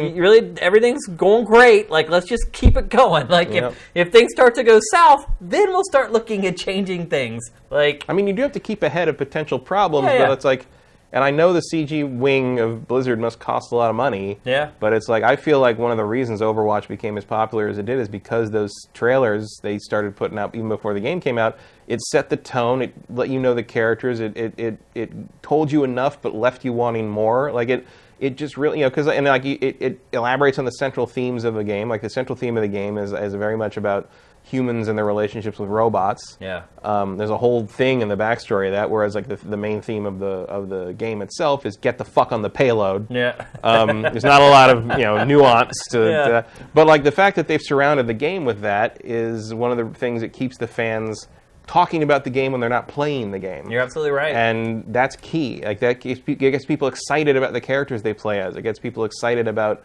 further revelations and developments and what's the next character going to be. It's not even that the next character is going to be cool because all the things that character is going to be able to do in the game, but you want to find out who they are and what they're like and what's their relationship to all the other characters. Like it changes the world not just in the sense that like it changes the meta of the game you play. It changes like the lore and what you talk about and how your view on the world and the view on all the other characters it's brilliant. And if they did it on purpose, it's amazing. And if they didn't, they clearly figured out what they were doing at a certain point and realized this is the winning strategy. What's crazy to me is that Blizzard is so good at crafting characters that, I never really played World of Warcraft. I tried to play it multiple times. I'd play it for 10 hours and quit. I never got into the story or the lore of it or anything. And so a lot of times we get these trailers coming in from Blizzard, and Blizzard, for whatever reason, whenever it gives its trailers titles and descriptions, it shares like nothing. So I have to do a lot of research for World of Warcraft stuff when their media comes in for curation. And these names of these characters, like I can't even hardly pronounce them. But when I start doing research trying to figure out who they are and how they relate to the game, it is mind-blowing that there are these sites just for that one character. And that just has like, it's insane. Like, only Blizzard can do that. Create these characters with the most unforgettable names, or the most forgettable names, the most unforgettable personas. Yeah, Warcraft is the one area I don't really know. Like, all that stuff's sort of everything's like Kazigege. Yeah, in any like fantasy thing, there's going to be a lot of apostrophes. Yeah. But, like when I saw the Warcraft movie, I came at it and I looked a bunch of stuff, and it's like all that stuff was already part of the lore. I had no idea. But anyway, by the way, I could not even finish the Warcraft movie. Oh, it was awful. I tried. I went back to that movie 3 times, and every time I started, I watched the first like 40 minutes before I quit. I went back, I watched the next like 15 minutes before I quit. I went back and watched another 10 minutes and was like, funny thing is, like, done. I walking out of it, I was like, I would have liked that movie a lot better if it was just about the orcs. Yeah. Like the CG orc family was like the best character you're right. in the game. Like in the whole thing. I'll tell you what, some of those CG scenes with the orcs in their home are like, they're great. They're just mind obliterating, not mind blowing. And then somehow they cut to the real human actors, and you're like, I don't believe you're real. I don't. You don't strike me as a real person in the way that CG orc just did. I don't know what's happening here. It is. All right, let's get into our Q&A. We have a ton of questions. As I mentioned last week, get on our Discord chat. I am in there pretty much all week, off and on. I'll pop in and chat. Sometimes I'll post links for stuff that we just curated that's really hot that just came through. But there are people in there chatting all day, every day. And even like some nights during Gamescom, I would pop in there to say goodnight, and like 5 people would be like, good night. And I'm like, dude, what are you guys doing? It's 4 a.m. So hop into our Discord. It's very easy to find. It's in the top image carousel on the homepage. Click on there, go in. There's a bunch of great people in there talking about games and a bunch of other stuff. So, and this is where we got the bulk of our questions today. The first one from Super Cordon Blue. Do you think Microsoft will abandon the console market in favor of the Windows Store / Steam if the Xbox One X does not prove to be a huge success? No. I think they'll try one more. They haven't taken over the living room yet, damn it. Yeah. I mean, that's been their goal all along. I mean, I know for a fact that basically the Xbox initiative began as Bill Gates saying we need to own that in the 21st century, do it at all costs. Yeah. Which is why it doesn't really matter to Microsoft that they've never really made a profit on the Xbox. But I don't think the Xbox One X is their last shot. I feel they've got another system or two in them, even if the Xbox One X bombs, which it doesn't look like it's going to. No. But is it going to beat the PlayStation 4? No. I don't know. I don't know if we're safe to say it's not going to bomb yet. I think there's still a lot left to be proven there. Hey, but it's already the fact that it's selling out its pre-orders is already better than I thought it would do. Yeah, that doesn't mean it's going to be a success. Back, we don't know how many units there are there, and it's like people are freaking out about Japan because there's lotteries for the Switch, but there's only 28,000 units a week, Right, but like what I'm saying is, I didn't even think it would be that popular. So it's already ahead of where your I thought it would expectations be. were so low. Yeah, like I really didn't think that there was a market for a $500 system that doesn't really do anything different except make it look like prettier on a 4K TV. Yeah. But apparently I was wrong. So well, I know there's hardcore Xbox fans out there that are going to snatch it up no matter what. Yeah. You can just be unsifted and you can see people filtering in being like, "Hey, why are you so harsh?" And it's like, we're just telling the truth. Like, we're just calling it like we see it. I mean, you should see. I have. Well, I probably have over 200 Xbox 360 games. I mean, the Xbox 360 was my system last generation. I mean, but I'm always going to go where the games. I'm not brand loyal in that regard, except to Sega. I'm not either. And really, brand loyalty to Sega for me mainly means I'll play almost anything they put out. But like, if it's not good, I'm going to tell you about it. It's like I don't even think about what console a game is on when I'm playing it. That does not even enter my mind or my way of thinking. Like, it's just completely irrelevant. Well, it's relevant in the sense of like sometimes a game runs way better on one system or the other. Yeah, but like I was playing Observer on PlayStation 4 and it was chugging along a certain point. Like, it's just. I don't know. I think it just comes with playing games for a long time. Like, after a while, you just get over the whole fanboy, I care about this platform. Well, also, once you get old enough that you can just buy all the systems for yourself. Like, right. A lot of the console warrior mentality comes from when you're kids, and you have to pick one. You're right, yeah. And you're a kid, and you're immature. And you spend a lot of time convincing yourself you made the right choice. Yeah, for sure. I don't think Microsoft gets out of the console business until there is no console business. That's my take. And that could be not that long from now. I mean, Pachter's been talking about it for the last 2.5 years. Yeah, I don't know if I buy a lot of it. I mean, it's like he talks about building the console hardware into the TV, but it's like, that's Steam Link's already being built into TVs. Yeah. That's a baby step towards it. But you still got to have a PC to run it, and it's a whole separate infrastructure. Like, we're not going to get into Pac's CPU, GPU thing again. Right. You don't even realize. So, people, there's a lot of cutting that goes on with Pachter's show. Like, he sits down and he records. And he records for each show at least a half an hour. Mm-hmm. At least. And the shows end up being anywhere from 12 minutes to 19 minutes, roughly. And I guarantee with every batch of shows, he does the CPU, GPU discussion every time. And we left it in like the first couple times. And now, as soon as he starts on it, and I'm even sitting there like while he's recording it, I'm like, here we go again. He'll do I have 29 CPUs and GPUs in my house, and he'll start pulling stuff out of his. This has got one, and this has got one, and this has got one. I think my favorite in the recent batch was when he did the thing where he pulled out the Halo ship and opened it up, and he just left the box there for the next 2 episodes. There for the next episodes, yeah. That's great. Ooh, the illusion's broken. Yeah, for sure. Oh, we don't even try. I mean, he's wearing the same shirt. Right. That's more of the dead giveaway, really. But yeah, I think Microsoft's not going to leave the console business until there isn't one. And I think the console business will probably stick around for another decade. I know PAX says maybe a little less, but I think 10 years probably. Yeah. Tomb Raiders. What fall games do you think could be dark horses for Game of the Year award season? I mean, does Shadow of War count? Because I feel like that's not really a dark horse. Yeah, I don't even know what you would define as a dark horse. South Park, The Fractured Butthole, maybe? That's a dark horse, I guess? That would be one of them, though. I don't see a universe in which I would consider that for Game of the Year, but... I mean, how else but you have to think of I think that's the defining characteristic of the question, though, is what is a game that you would not expect to win Game of the Year that could? I don't know. I mean, I don't quite expect Shadow of War to do it, but I feel like it might be strong enough to do. Yeah, that's probably a good pick. Certainly not. I mean, granted, Shadow of Mordor did win a few, or at least was nominated for those. At least it had enough that it had a Game of the Year edition. Right. Like that doesn't mean anything anymore. It means nothing. But to me, that was more of an indication of how weak that year was. Yeah, for sure. Whereas this is a strong year. Yeah. And Shadow. But look, I mean, if a game comes out for the remainder of the year that I think is better than Horizon Zero Dawn, we are in 1998 territory here. Yeah. So I guess Mario Odyssey is not a dark horse for Game of the Year. It would be probably one of the front I would be runners. shocked if I liked it better than Zelda and Horizon. Let's put it that way. Yeah. But that's just me preferring Zelda to Mario. Maybe Far Cry 5 would be a dark horse. So that's next year. Oh, that's right. That's right. It is next year. Yeah, I think South Park is probably the only one I can come up with. Maybe if you really, really love Cuphead. There will be somebody who gives it Game of the Year. Probably. Guaranteed. Next from Kadaz. I've been seeing more buzz surrounding Crunch during the final push to get a game certified and out the door.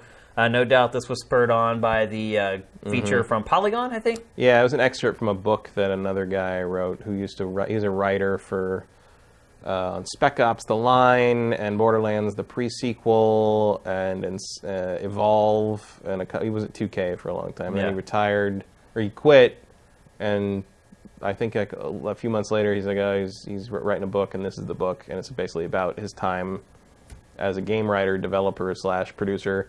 And there's a section on how he came to sort of, his own personality type. Like he loved crunch, which is probably easier to say when you're a writer and not a coder. Yeah, definitely. It's a little different. Yeah. But Polygon printed the excerpt of it, which is called like "Why I Love Crunch" or "Why Grunge is Great" or something. And like, and the industry went bonkers. The industry went crazy because crunch sucks. It does. So it's horribly inefficient and lazy to make. A lot of people, the quality of the code. They don't really need to. If they had better project managers, they wouldn't have to go through crunch. Well, also if you do, everyone who has ever been a project manager kind of popped out of the woodwork to say like, yeah, if you actually compare code from before crunch to during crunch. Like the code that comes during crunch is way more error prone. People get tired and they start making mistakes, and it's not as good. So like you spend all the time you think you're saving by working really hard to meet this milestone. You're also spending more time cleaning everything up, and so it doesn't. And you're really also creating more work after the game launches when these bugs are inevitably found. Yeah, and in the meantime, you're sacrificing basically your lives and well-being and emotional and it's terrible. Like we've never done crunch on that. I mean, we've done long days, long nights for like E3 or things like that, and back in the live production days. But I've never done. We hear about these guys that like some. We never finished the question actually. Yeah. Have either of you had experience with crunch, and what does it entail exactly? Who gets worked the hardest and why? Yeah, it's like we've never done it like where you hear about game dev companies crunching for a month or 90 days or 6 months or a year. Or there are people who say that Naughty Dog is always crunching. I mean, to be perfectly honest with you, the amount of hours that I've worked since Sifted launched, I've been in crunch since it launched. I mean, I don't exaggerate. But at least you're working for yourself. I am, and that makes a big difference. And the excerpt on Polygon had a lot of really weird, uncomfortable phrasings where it was basically like, you should have pride that you're making this for like your corporate masters, basically, which is like, no.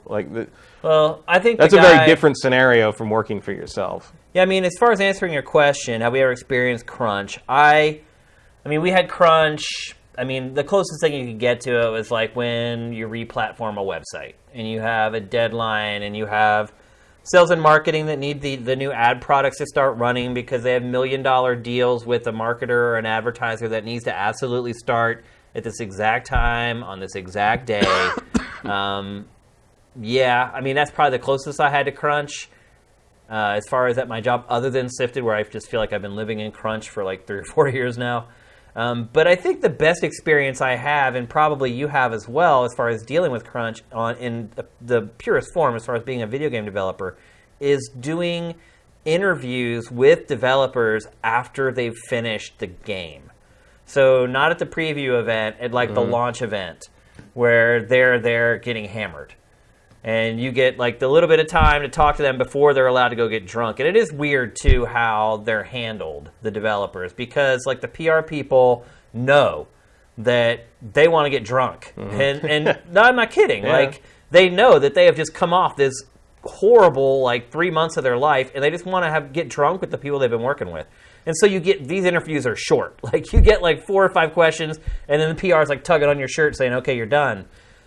The best part of those interviews, though, is when you finish the interview and he gives his little blah, blah, blah. It's coming out on blah, blah, blah for these platforms. Camera goes off, and then you talk to them. And this is why people ask me all the time, Shane, would you want to make games? just recent, I remember like last year, someone was like, hey, Shane, you want to make a Sifted game? Or do you want to make games? And I always say no. And people say, why? And well, one, it's because I went to school for journalism and I want to do this. This is what I want to do. I never was going to use journalism as a stepping stone to become a developer. But two, when you talk to these people, they're just broken. Like, they're just a shell. And a lot of times you'll see them multiple times because you'll see them at the debut event where they show off the game for the first time. Then you'll see them at a convention like E3 or Gamescom, and you'll interview them then. And then you interview them at the launch party. And the person that they started as at the beginning and who they are at that launch party, it is like night and day. And you can, I mean, some of them will just tell you, like, it just sucks. Like, if someone will ask, they'll be like, you ever thought about developing games? And you'd be like, nah, no, don't do it. Like, it's the worst. And, like, I've heard that so many times from so many people, and most importantly, from people that I really respect, that I just want no part of it. It's like Rohan, the guy who worked on Lawbreakers. I worked with him at GT for, like, 6-7 years. One of the most cheery, upbeat, positive people I have ever known in my life. Like, I don't think that guy ever had a bad day in his life. Some of you guys may know him as Rohan Loves Pants. He was the guy who produced Pack Attack for GT. And some of his tweets and his Facebook posts over the last 2 months, I've never heard Rohan say anything like the stuff he was saying. You could just tell. He was just beaten up. He had flown all over the world like 80 times and gone to all these conventions and been on panels and was producing the video and their trailers and being like the voice of, you could just tell it had just beaten him to a pulp. And so while I've never crunched developing a game, I feel like I've been at least close enough to it on enough occasions to know that it is just terrible and something that should be avoided. And I think the reason the industry reacted to this the way it did is because the guy was just blowing it off like it was no big deal. And to your point, a writer, really? Oh, you got to revise a line or something, bro? Oh, gee, you got to play the game a little bit? Like, the people who are coding, fixing the bugs, going through bug lists, the QA dudes who are sitting in the dungeon, running into a wall 85 times to see if it clips through the wall the 86th time, they're living in a different universe from this guy. And I think that's why you saw the backlash, is because they're like, look, bro, you don't live in my world. You don't speak for me. Like, and he backtracked. The author backtracked on Twitter very quickly about like, oh, it was about my, basically he framed it as like, as my delusion of why I liked it or whatever. And I'm just like, I didn't get that from the text. No, there were some lines in that article that were pretty bad. Yeah. Like, basically trying to make other people feel bad for thinking crunch sucks. Yeah, basically, like the thrust of it seemed to be like, if you don't love crunch, you don't really love making your games. Product, your game. Yeah. You aren't dedicated to the craft or something like that, which is just like, it was a bunch of bullcrap. That's never true. Nope. Frankly, I mean, it's like if you'd stuck around that long, it's like if you made it to crunch, you love your product. Well, also, it's just like just because you don't want to sacrifice your health and well-being to something doesn't mean that you don't love it. Yeah. Like, it just means like you got to work more sanely. Yep. And it's like the old saying goes: work smarter, not harder. Not harder. And that certainly could help with game development overall, but that's not going to happen until they unionize. Project managers got to get their crap together. I mean, that's really what it comes down to. There's no reason that they should have to do this game after game after game. Like, it just doesn't make any sense. Next question from Neo JD. I think that's how I'm supposed to say it. Pactor's tried to say it before. I don't think he does it any better, so my apologies if I don't have it right. Do you think we'll see any more big game debuts before the end of the year? No. Nope. This is it. Provided something doesn't happen in the next couple days at Gamescom. Oh, actually, no, we will. We'll see probably at least one game debut at the Game Awards. Oh, yeah. There'll be something else at Game Awards. PlayStation Experience might have one or two. It might have something at TGS. But TGS doesn't really give you the big stuff anymore. There will be something, but it'll be some obscure JRPG that like 5% of the Sifted audience actually Unless From Software finally comes through and tells us what they're working on. No, whatever they're working on. I don't think it'll be Bloodborne 2. So I think at first I jumped the gun here and said no, but yes, I think we will see more game debuts before the end of the year. There's a lot of opportunities. There'll be something at Game Awards at the very least. Oh, for sure. And PlayStation Experience, I mean, they skip, Gamescom really, and they don't really do anything there. So yeah, I could definitely see some more game debuts coming before the end of 2017. Or maybe just another Days Gone trailer. That could be too. Taps. Do you think it is odd that Sony's GT Sport Special Edition PS4 is the slim version and not the Pro? Why do you think Sony is not publishing Pro Special Editions? Are Special Editions of consoles something you'd like to see more of? I don't know. I guess maybe the bundles are sort of more for the less Casuals. hardcore customer. So you want to. This is a good question, by the way. You want to sell off the old ones first. Maybe they feel the Pro is selling fine as it is, although it doesn't seem like it. Although it's still outselling the Xbox One X on Amazon. Maybe it's a manufacturing thing. I'm guessing They've got a lot more Slims to sell, I would think. Yeah, I mean, I just think that they're manufacturing more of them, and therefore, because they're making more of them, their assembly lines and their production lines are probably more flexible. Well, also maybe it makes it a more attractive price point because it's still less than the Pro, even when you're including the game. Whereas the Pro would be you'd probably be paying $450 for that at least. It also might be a case of we can't sell the Pro. How are we going to sell a weird-looking Pro? Yeah. Because some of these consoles are not... This is an exception, though. The GT Sport one, have you seen it? It's all silver. It's really awesome looking. But it's from what I remember, it's only coming to Europe and Australia, though. Yeah, they do get better special editions over there. I don't know why that is, but... Same with Ni no Kuni 2. The European Ni no Kuni 2 special edition is way cooler. Yep. This one in particular is awesome. I really wish it was coming to the U.S. I think it would sell really well. But as for why it's the Slim and not the Pro, I really have no idea, particularly with this game. Yeah, this game feels like you'd want a Pro for it. Right. Yeah, I mean, it has been kind of one of the flagship PS4 Pro games all along, and it seems like it would make more sense for this one in particular to come to PS4 Pro. But I think maybe... they're probably producing so few PS4 Pros at this point, and they probably just have one line dedicated to it. If they take that offline, then they can't make the base PS4 Pro. You have the Slim, you're making a lot more of those. You probably have multiple lines you're making them from. It's okay to take one offline to make that GT run for a day or two, while you still got the other two trucking. This is just my guess, by the way. This is not factual. I don't know for sure. I'm just trying to figure it out, because this is a really good question that doesn't have an easy answer. So... that's my guess. Do you have any? Not really. I mean, that sounds pretty reasonable to me. I don't, or just the fact that maybe they have more flexibility in how they can mess with the old design because it's that's true. Less heat worries, less whatever. They've got it down. The parts are cheaper. They can play around with it a little more. I don't know. Yeah. What about the last part of the question? Are special editions of consoles something you'd like to see more of? I don't really care. I mean, it's I tend to buy them at launch, and I don't replace them with a fancier version later. Although I did order the Metroid 3DS. You did? Oh, that's awesome. That's a dope piece of hardware. Mainly because I know that one day my existing 3DS is going to die, and I'm going to need another one. Yeah. And that'll be the one I just sort of keep and use for my future proof. I have never owned a special edition console.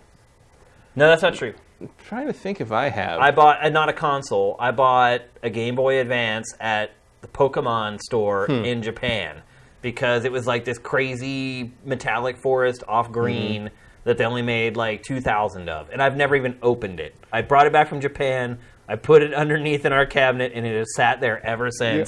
The only special edition system I have of any kind until I get that Samus 3DS is the Famicom-themed Game Boy Micro, which I got in Tokyo. I remember that. That's the only one like that I have. Everything else, I think I have just the plain. I always have a launch unit. I always buy one. it at launch, and then I end up having it until it's done. So I've never owned one. As far as the frequency, I think they get it just right. Yeah, they seem to have this down. It's almost like a math equation at this point. Because the thing is the more you put out, the less special they become, and people stop paying attention to them. But I feel like the platform holders are pretty darn good at figuring out, okay, it's time to introduce a new color or a new theme or a new special edition, and not flooding it so that it just turns into white noise that you don't notice anymore. Yeah, although I kind of like to see them. I don't buy them, but I do like to see them. Sure. I kind of miss the days when you could go to a Toys R Us and It was like every shade of the candy rainbow color of N64, and literally they stuff looked that. like candy. Yeah, They had like that see-through shell that you could see. because it was like components. sort of that same era of like the iMac, where the original Yeah. iMacs showed up, and like suddenly it was like everything is like neon see-through plastic on the N64. You know, like, and I knew people that collected them. Game Boy Colors were like that. Yeah, Game Boy Colors had that. They Game in Boy Advance was Japan, like that. you get a lot more of this stuff in general. Right. Not just like special editions, but Well, just more color. Like how many Right. Vita colors are there in Japan? Yeah. Like 10. Well, it's like Japan There's loves... like the burnt orange GameCube in Japan that we never got here. Japan also loves like clear plastic in a way that America doesn't. And that happens in toys too. I have a third-party Cyclonus toy that they just announced. They're doing a special edition of it, and it's entirely in see-through purple.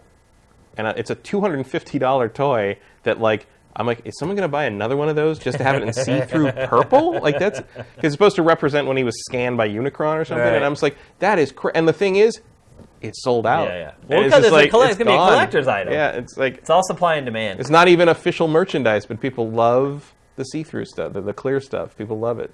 And Well, they like to see what's under the I hood. whenever I see it, I always think of the N64. I always think of those neon candy-colored N64s. You can see all the innards and stuff. They look better than that Pokemon N64. You remember that? Oh, with the one? Hey You Pikachu thing? Oh, that was gross. That was super gross. Rex Fury, have you ever felt there is a genre that hasn't been tackled to your knowledge that you would like to play? For example, I would like to see a top-down bullet hell shooter with deep customization RPG mechanics. You just named like every genre in one. I mean, Nier comes oddly close No, to you're that. right. You know what? I would. I mean, it's not like super unique or anything, but I would love to play like an open world game, like an open world ninja game that is like kind of, you know, has the action of Ninja Gaiden but the stealth of Tenchu. You know, it's really steeped in sort of the mystic sort of feudal Japan. Now, that's a good point, era. though. There has not been a ninja-based No. action RPG. Like if you were going to give me like a just like Star Citizen's budget to make a game, I would make that. Yeah. I would make an open world, basically drawing very heavily from the original Ninja Gaiden on Xbox and the original Tenchu on PlayStation 1, and I would make a giant open world like Horizon Zero Dawn style world of like feudal Japan with like a lot of magic and a lot of mythology in it. That would be the game I'd make. I've been waiting for a legitimate sports RPG for forever. We're getting campaign modes now, which is great. And like I said on last week's show, Longshot is amazing. But we have yet to get a full narrative-driven RPG for sports that you play the whole time as an RPG. Like Longshot's nice, but it's this kind of separate thing that's off to the side.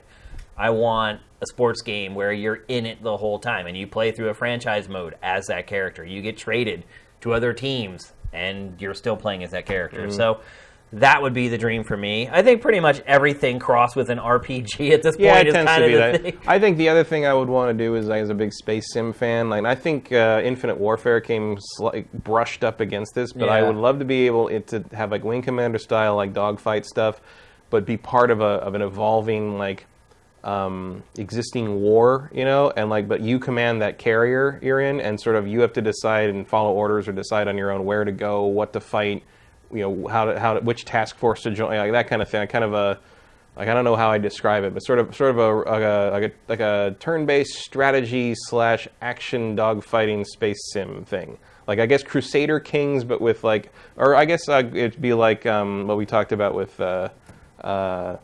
Aztez. Yeah. We're kind of like there's a strategy layer, but everything's decided by your action, like Right. action game stuff. Yeah.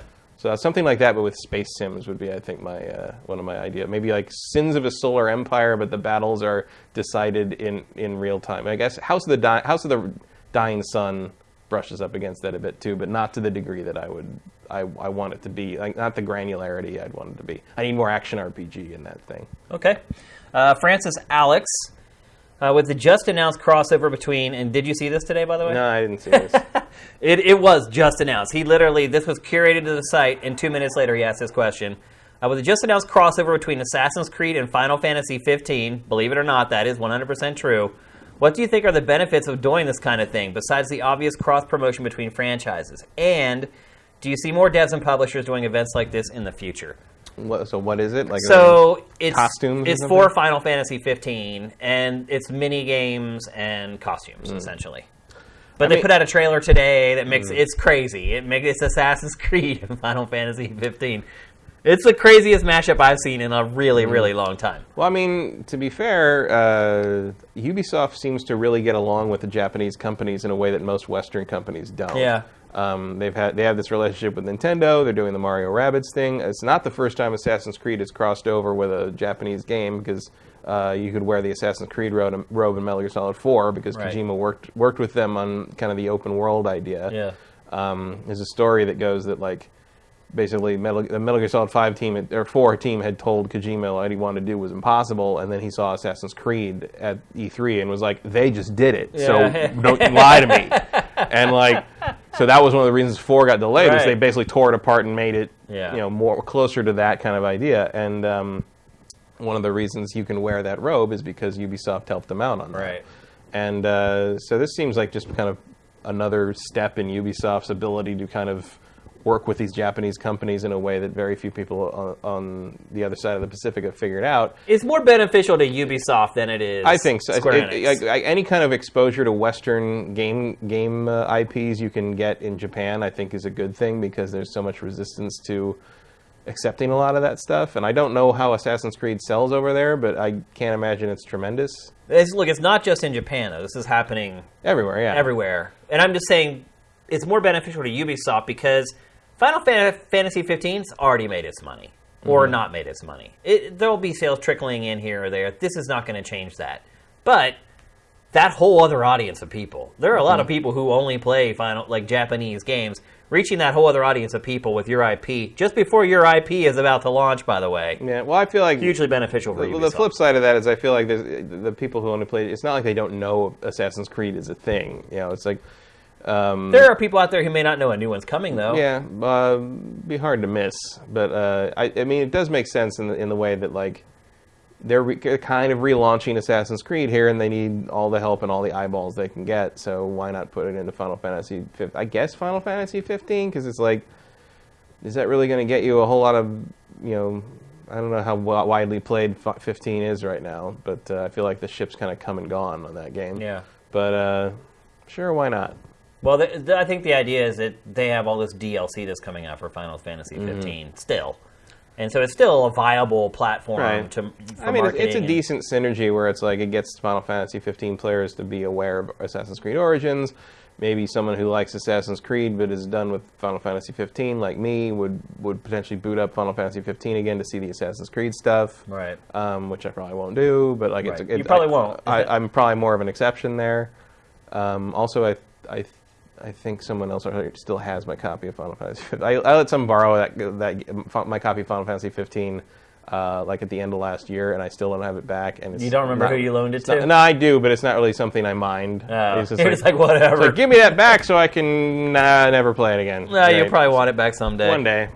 Do you see more devs and publishers doing events like this in the future? In the future, this stuff is happening all over the place. Like, that's one thing I would say about this generation. It's been the generation of sharing is caring. Because you're seeing crossover characters going everywhere. I mean, Japan, again, more prevalent there. But there's a fighting game that's coming out here in the next, 6 months that's, all the indie stars in one fighting game. Like, you're seeing Shovel Knight in every game. Like, Shovel Knight is in Ukulele. It's just the crossover. We've never seen anything like this. And the Xbox One X guys even said they are actively talking to Sony about trying to get that cross-play thing work. I mean, this could be a real landmark generation for companies cross-promote, because they're hitting a point where I think everyone's starting to realize we're all in it together. Yeah. And they're competitors, but they got to keep it. They got to help each other out a little bit too. Yeah. In this. Sony seems to be the last one to get it, though. Yeah. Well, Sony doesn't need it. Sony's the one in the lead. How quickly it forgets how fast the tide can turn. And so, what happens if next generation Microsoft is the leader? And Sony's like, can we play with your people? And Microsoft's like, ha, ha, ha. Microsoft's like, yes, but you have to put the Xbox logo in the corner at all times. You gotta have a long memory in this industry. I mean, you can't act like, we're the winners now. I think we see a little bit of that going on in the United States of America right now. Here's one from iPerky. Do you think that PUBG's... I've now resigned myself to calling it PUBG. It's poo bug forever. Poo bug. PUBG seems to be what everyone's going with. PUBG is the standard, I think. And I cannot keep calling it PlayerUnknown's Battlegrounds. So there you go. Do you think the PUBGs can make a difference for the X or Microsoft, considering that they don't have much more exclusives? I feel like I should read that question again because I feel dirty having read it, but I think we get the gist of it. Yeah, I understand what the... Is PUBG going to make a difference for Xbox One X or Microsoft? But considering that it doesn't have a lot of other exclusives. Yes. Maybe? Yes. It's the killer app. Yes, absolutely. This is what is going to make everything for Microsoft in Q4. And look, Sony may get PUBG in January. That doesn't matter. If Microsoft is smart, it will milk the living crap out of this. It should market it from every rooftop. I mean, it's the only console that has the game, and it is the biggest game. It's like Pokemon Go last year. Like, by the time this year wraps up, what's going to be, whether it's the best game or not, what is going to be the biggest story of 2017 is probably going to be PUBG. I mean, it's this little game that it started by one dude, and then it is just a phenomenon. Have you been playing it at all? No, I still haven't played it. You still haven't played it at all? It's too expensive for my taste. You should give it a whirl. But anyway. I will eventually, but it's like, for that amount of money, a game that's multiplayer only is not interesting to me. It's huge. I know it's huge, but yeah, it's not my thing. Yes, I think it's going to make a huge difference for Microsoft. I think it's the Microsoft saving grace. It's cape that's going to keep it from crashing onto the ground. The worst thing that could happen to Microsoft is that the Xbox One X version or Xbox One version gets delayed out of this year. That would be a disaster. And if I'm Phil Spencer, for whatever reason, the last couple of weeks I just keep injecting myself into Phil Spencer's brain. But if I'm Phil Spencer, I am going to Bluehole and I am saying, what do you need? How many engineers do you need? How many programmers do you need? How many artists do you need? You tell me. We'll send them, because this is going to save Microsoft's Q4. Guaranteed. This game is going to sell. It has sold 8 million copies, this game on PC. It is going to explode on Xbox. If Spencer's smart, he would also throw a ton of money at Bluehole to never release it for the PlayStation. I mean, this could be a game changer for Microsoft, literally. So they started right. They got in early. They made some kind of a deal with them to bring it to Xbox One exclusively. They need to go the extra mile. 1, to make sure it's great. 2, to make sure it comes out on time. And 3, to make sure Sony never gets it. It's huge. Good question. Even though I don't know if that amount of money exists to keep it away from Sony. To keep it away from Sony forever. I mean, like a year, maybe? Yeah. Because like I would probably try to go for a year, just because there's the possibility that like the furor over it will die out by then, but you'll have had it during the peak. The hot part. I don't think this is going to go away. I think this is going to be like the hottest esports game going. At least as far as shooters are concerned, for the foreseeable future. They just had their first tournament, and it was a disaster. It was so bad. Production values were terrible. Everything about it was bad. I'm interested to see what happens when like the big boys start putting out their versions of that mode, and like Call of Duty and Battlefield and all those things. And if it'll already be the champ, if it'll matter. Might. It's kind of like you've already crowned the champ, though, and it's going to keep getting better. I mean, the one thing I will say about PUBG is that, and they just said at Gamescom that the updates are going to start slowing down a little bit. But over the last like couple months, it's literally like every other like week there's a new update for it. So they've been doing. I think they see that, wow, we've captured lightning in a bottle here, and there are all these other people with way more resources than us who can make a much better game if we don't get our crap together and make this game as good as possible. That's one of the parts of Microsoft's press thing at Gamescom that I thought was really interesting, was when they asked PlayerUnknown why the game was popular, and he looked at them and said, I have no idea. He was just completely honest. He's just like, I don't know. I don't know what happened. I don't know how it happened, but thank God it did. I love people like that, because some people get up there and be like, "Oh, I knew all along," and I watched Battle Royale back in the '80s. And, Well, I think it's mainly a combination of the fact that like the nature of the game mode just ratchets tension up constantly. It does by design. And then when you die, it just throws you in another game. Yeah, you don't have to sit you there never have to and sit watch around it and watch. finish Like and- you don't have to see who the winner chicken dinner is. You No. can just move on and keep playing. And try again. I think the fact that it's constantly making sure you have something to play and making it interesting in that regard, and constantly ratcheting up the tension. No matter how well you do, you're always under threat in a way that like could come from anywhere. And I think just the flow of the game plus the flow of how the game throws you into a new game when you fuck up. Like I think that's the main thing. You know, the person who won the tournament, by the way, won by hiding. Oh yeah. They hid the whole time and won. It's not a great indictment. Well, for that's the why game. Brent has that rule. Yeah. So you Can't hide. If you see somebody, you have to go. Isn't that Yep. what he does on Yeah, Mediocre Mondays? If you see someone, he has to go try to kill him. Yep. And sometimes he accidentally sees somebody. He's like, "Oh, I gotta go kill that guy if I can even find him." Well, then you have people in the chat saying, "There he was." You know, Brent sometimes sees people. He's like, "Oh, I didn't see him." And then the chat's like, "There he was," and you're like, "Crap." Yeah, don't forget every Monday. Mediocre Mondays, 9 p.m. Pacific, midnight. He did Dark Souls 3 this week? He did a Dark Souls 3 challenge this week where he could only use the bow. That he took down like 3 bosses in an hour with using just the bow. Yeah, if you know how Dark Souls works, you can handle just about anything. I was impressed. Brent did a great job on that.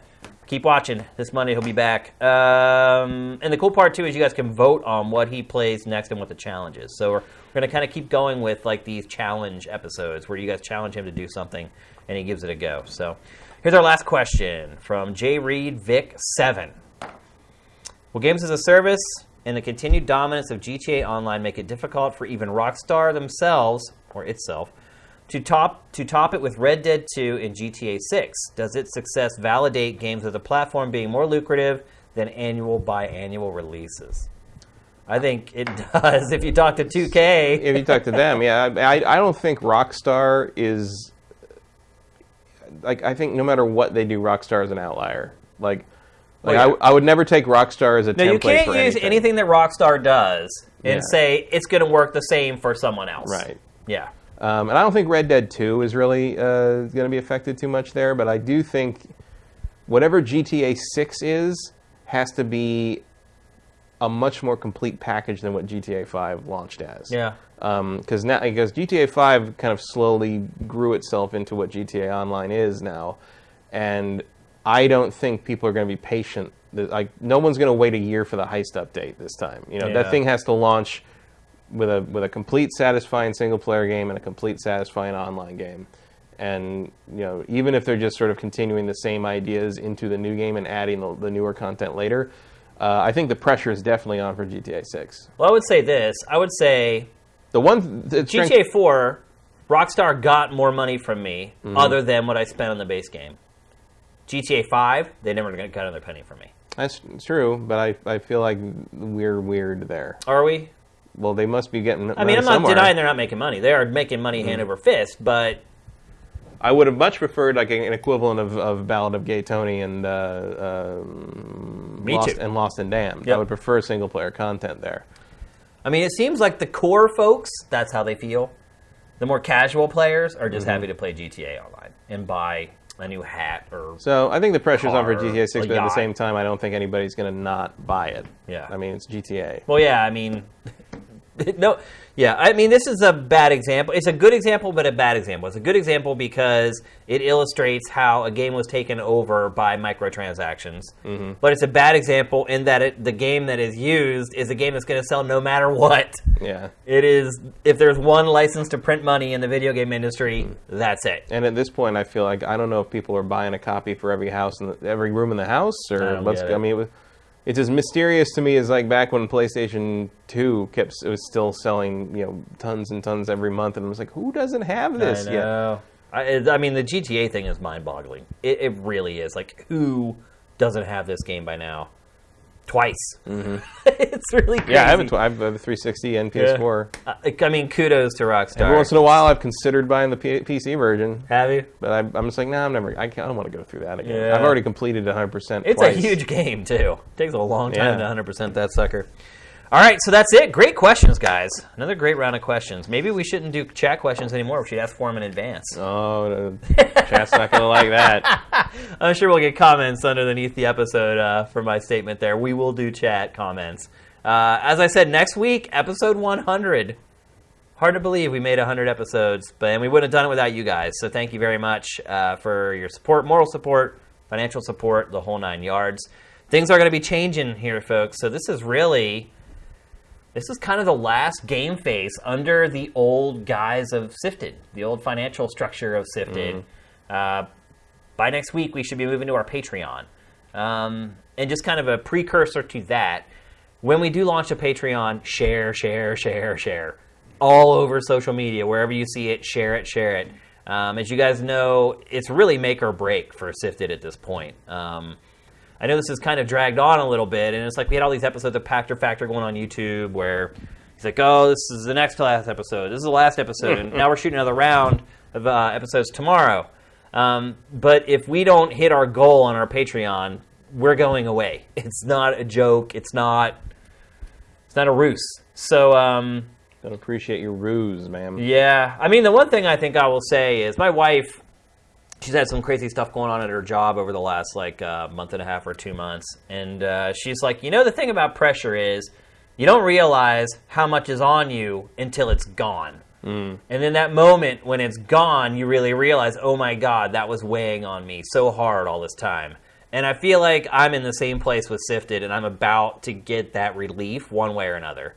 Either we're going to make enough money that the site can be sustainable and it's going to work, or I can finally close the door on it and I can move on. So it's scary in a lot of ways, but I also feel like no matter what, within a week or so, and I think we'll know pretty quickly with the Patreon whether it's going to work or not. Within a week, I think we'll know whether the Patreon is going to work.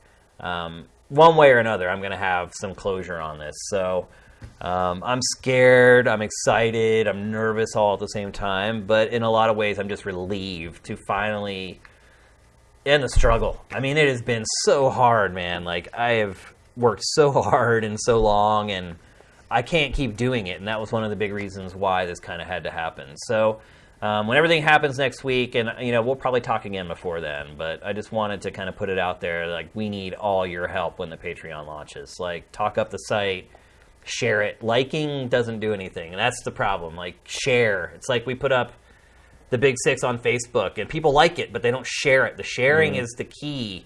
Tweets, liking tweets, that's great, we appreciate it, but like it, then share it, retweet it.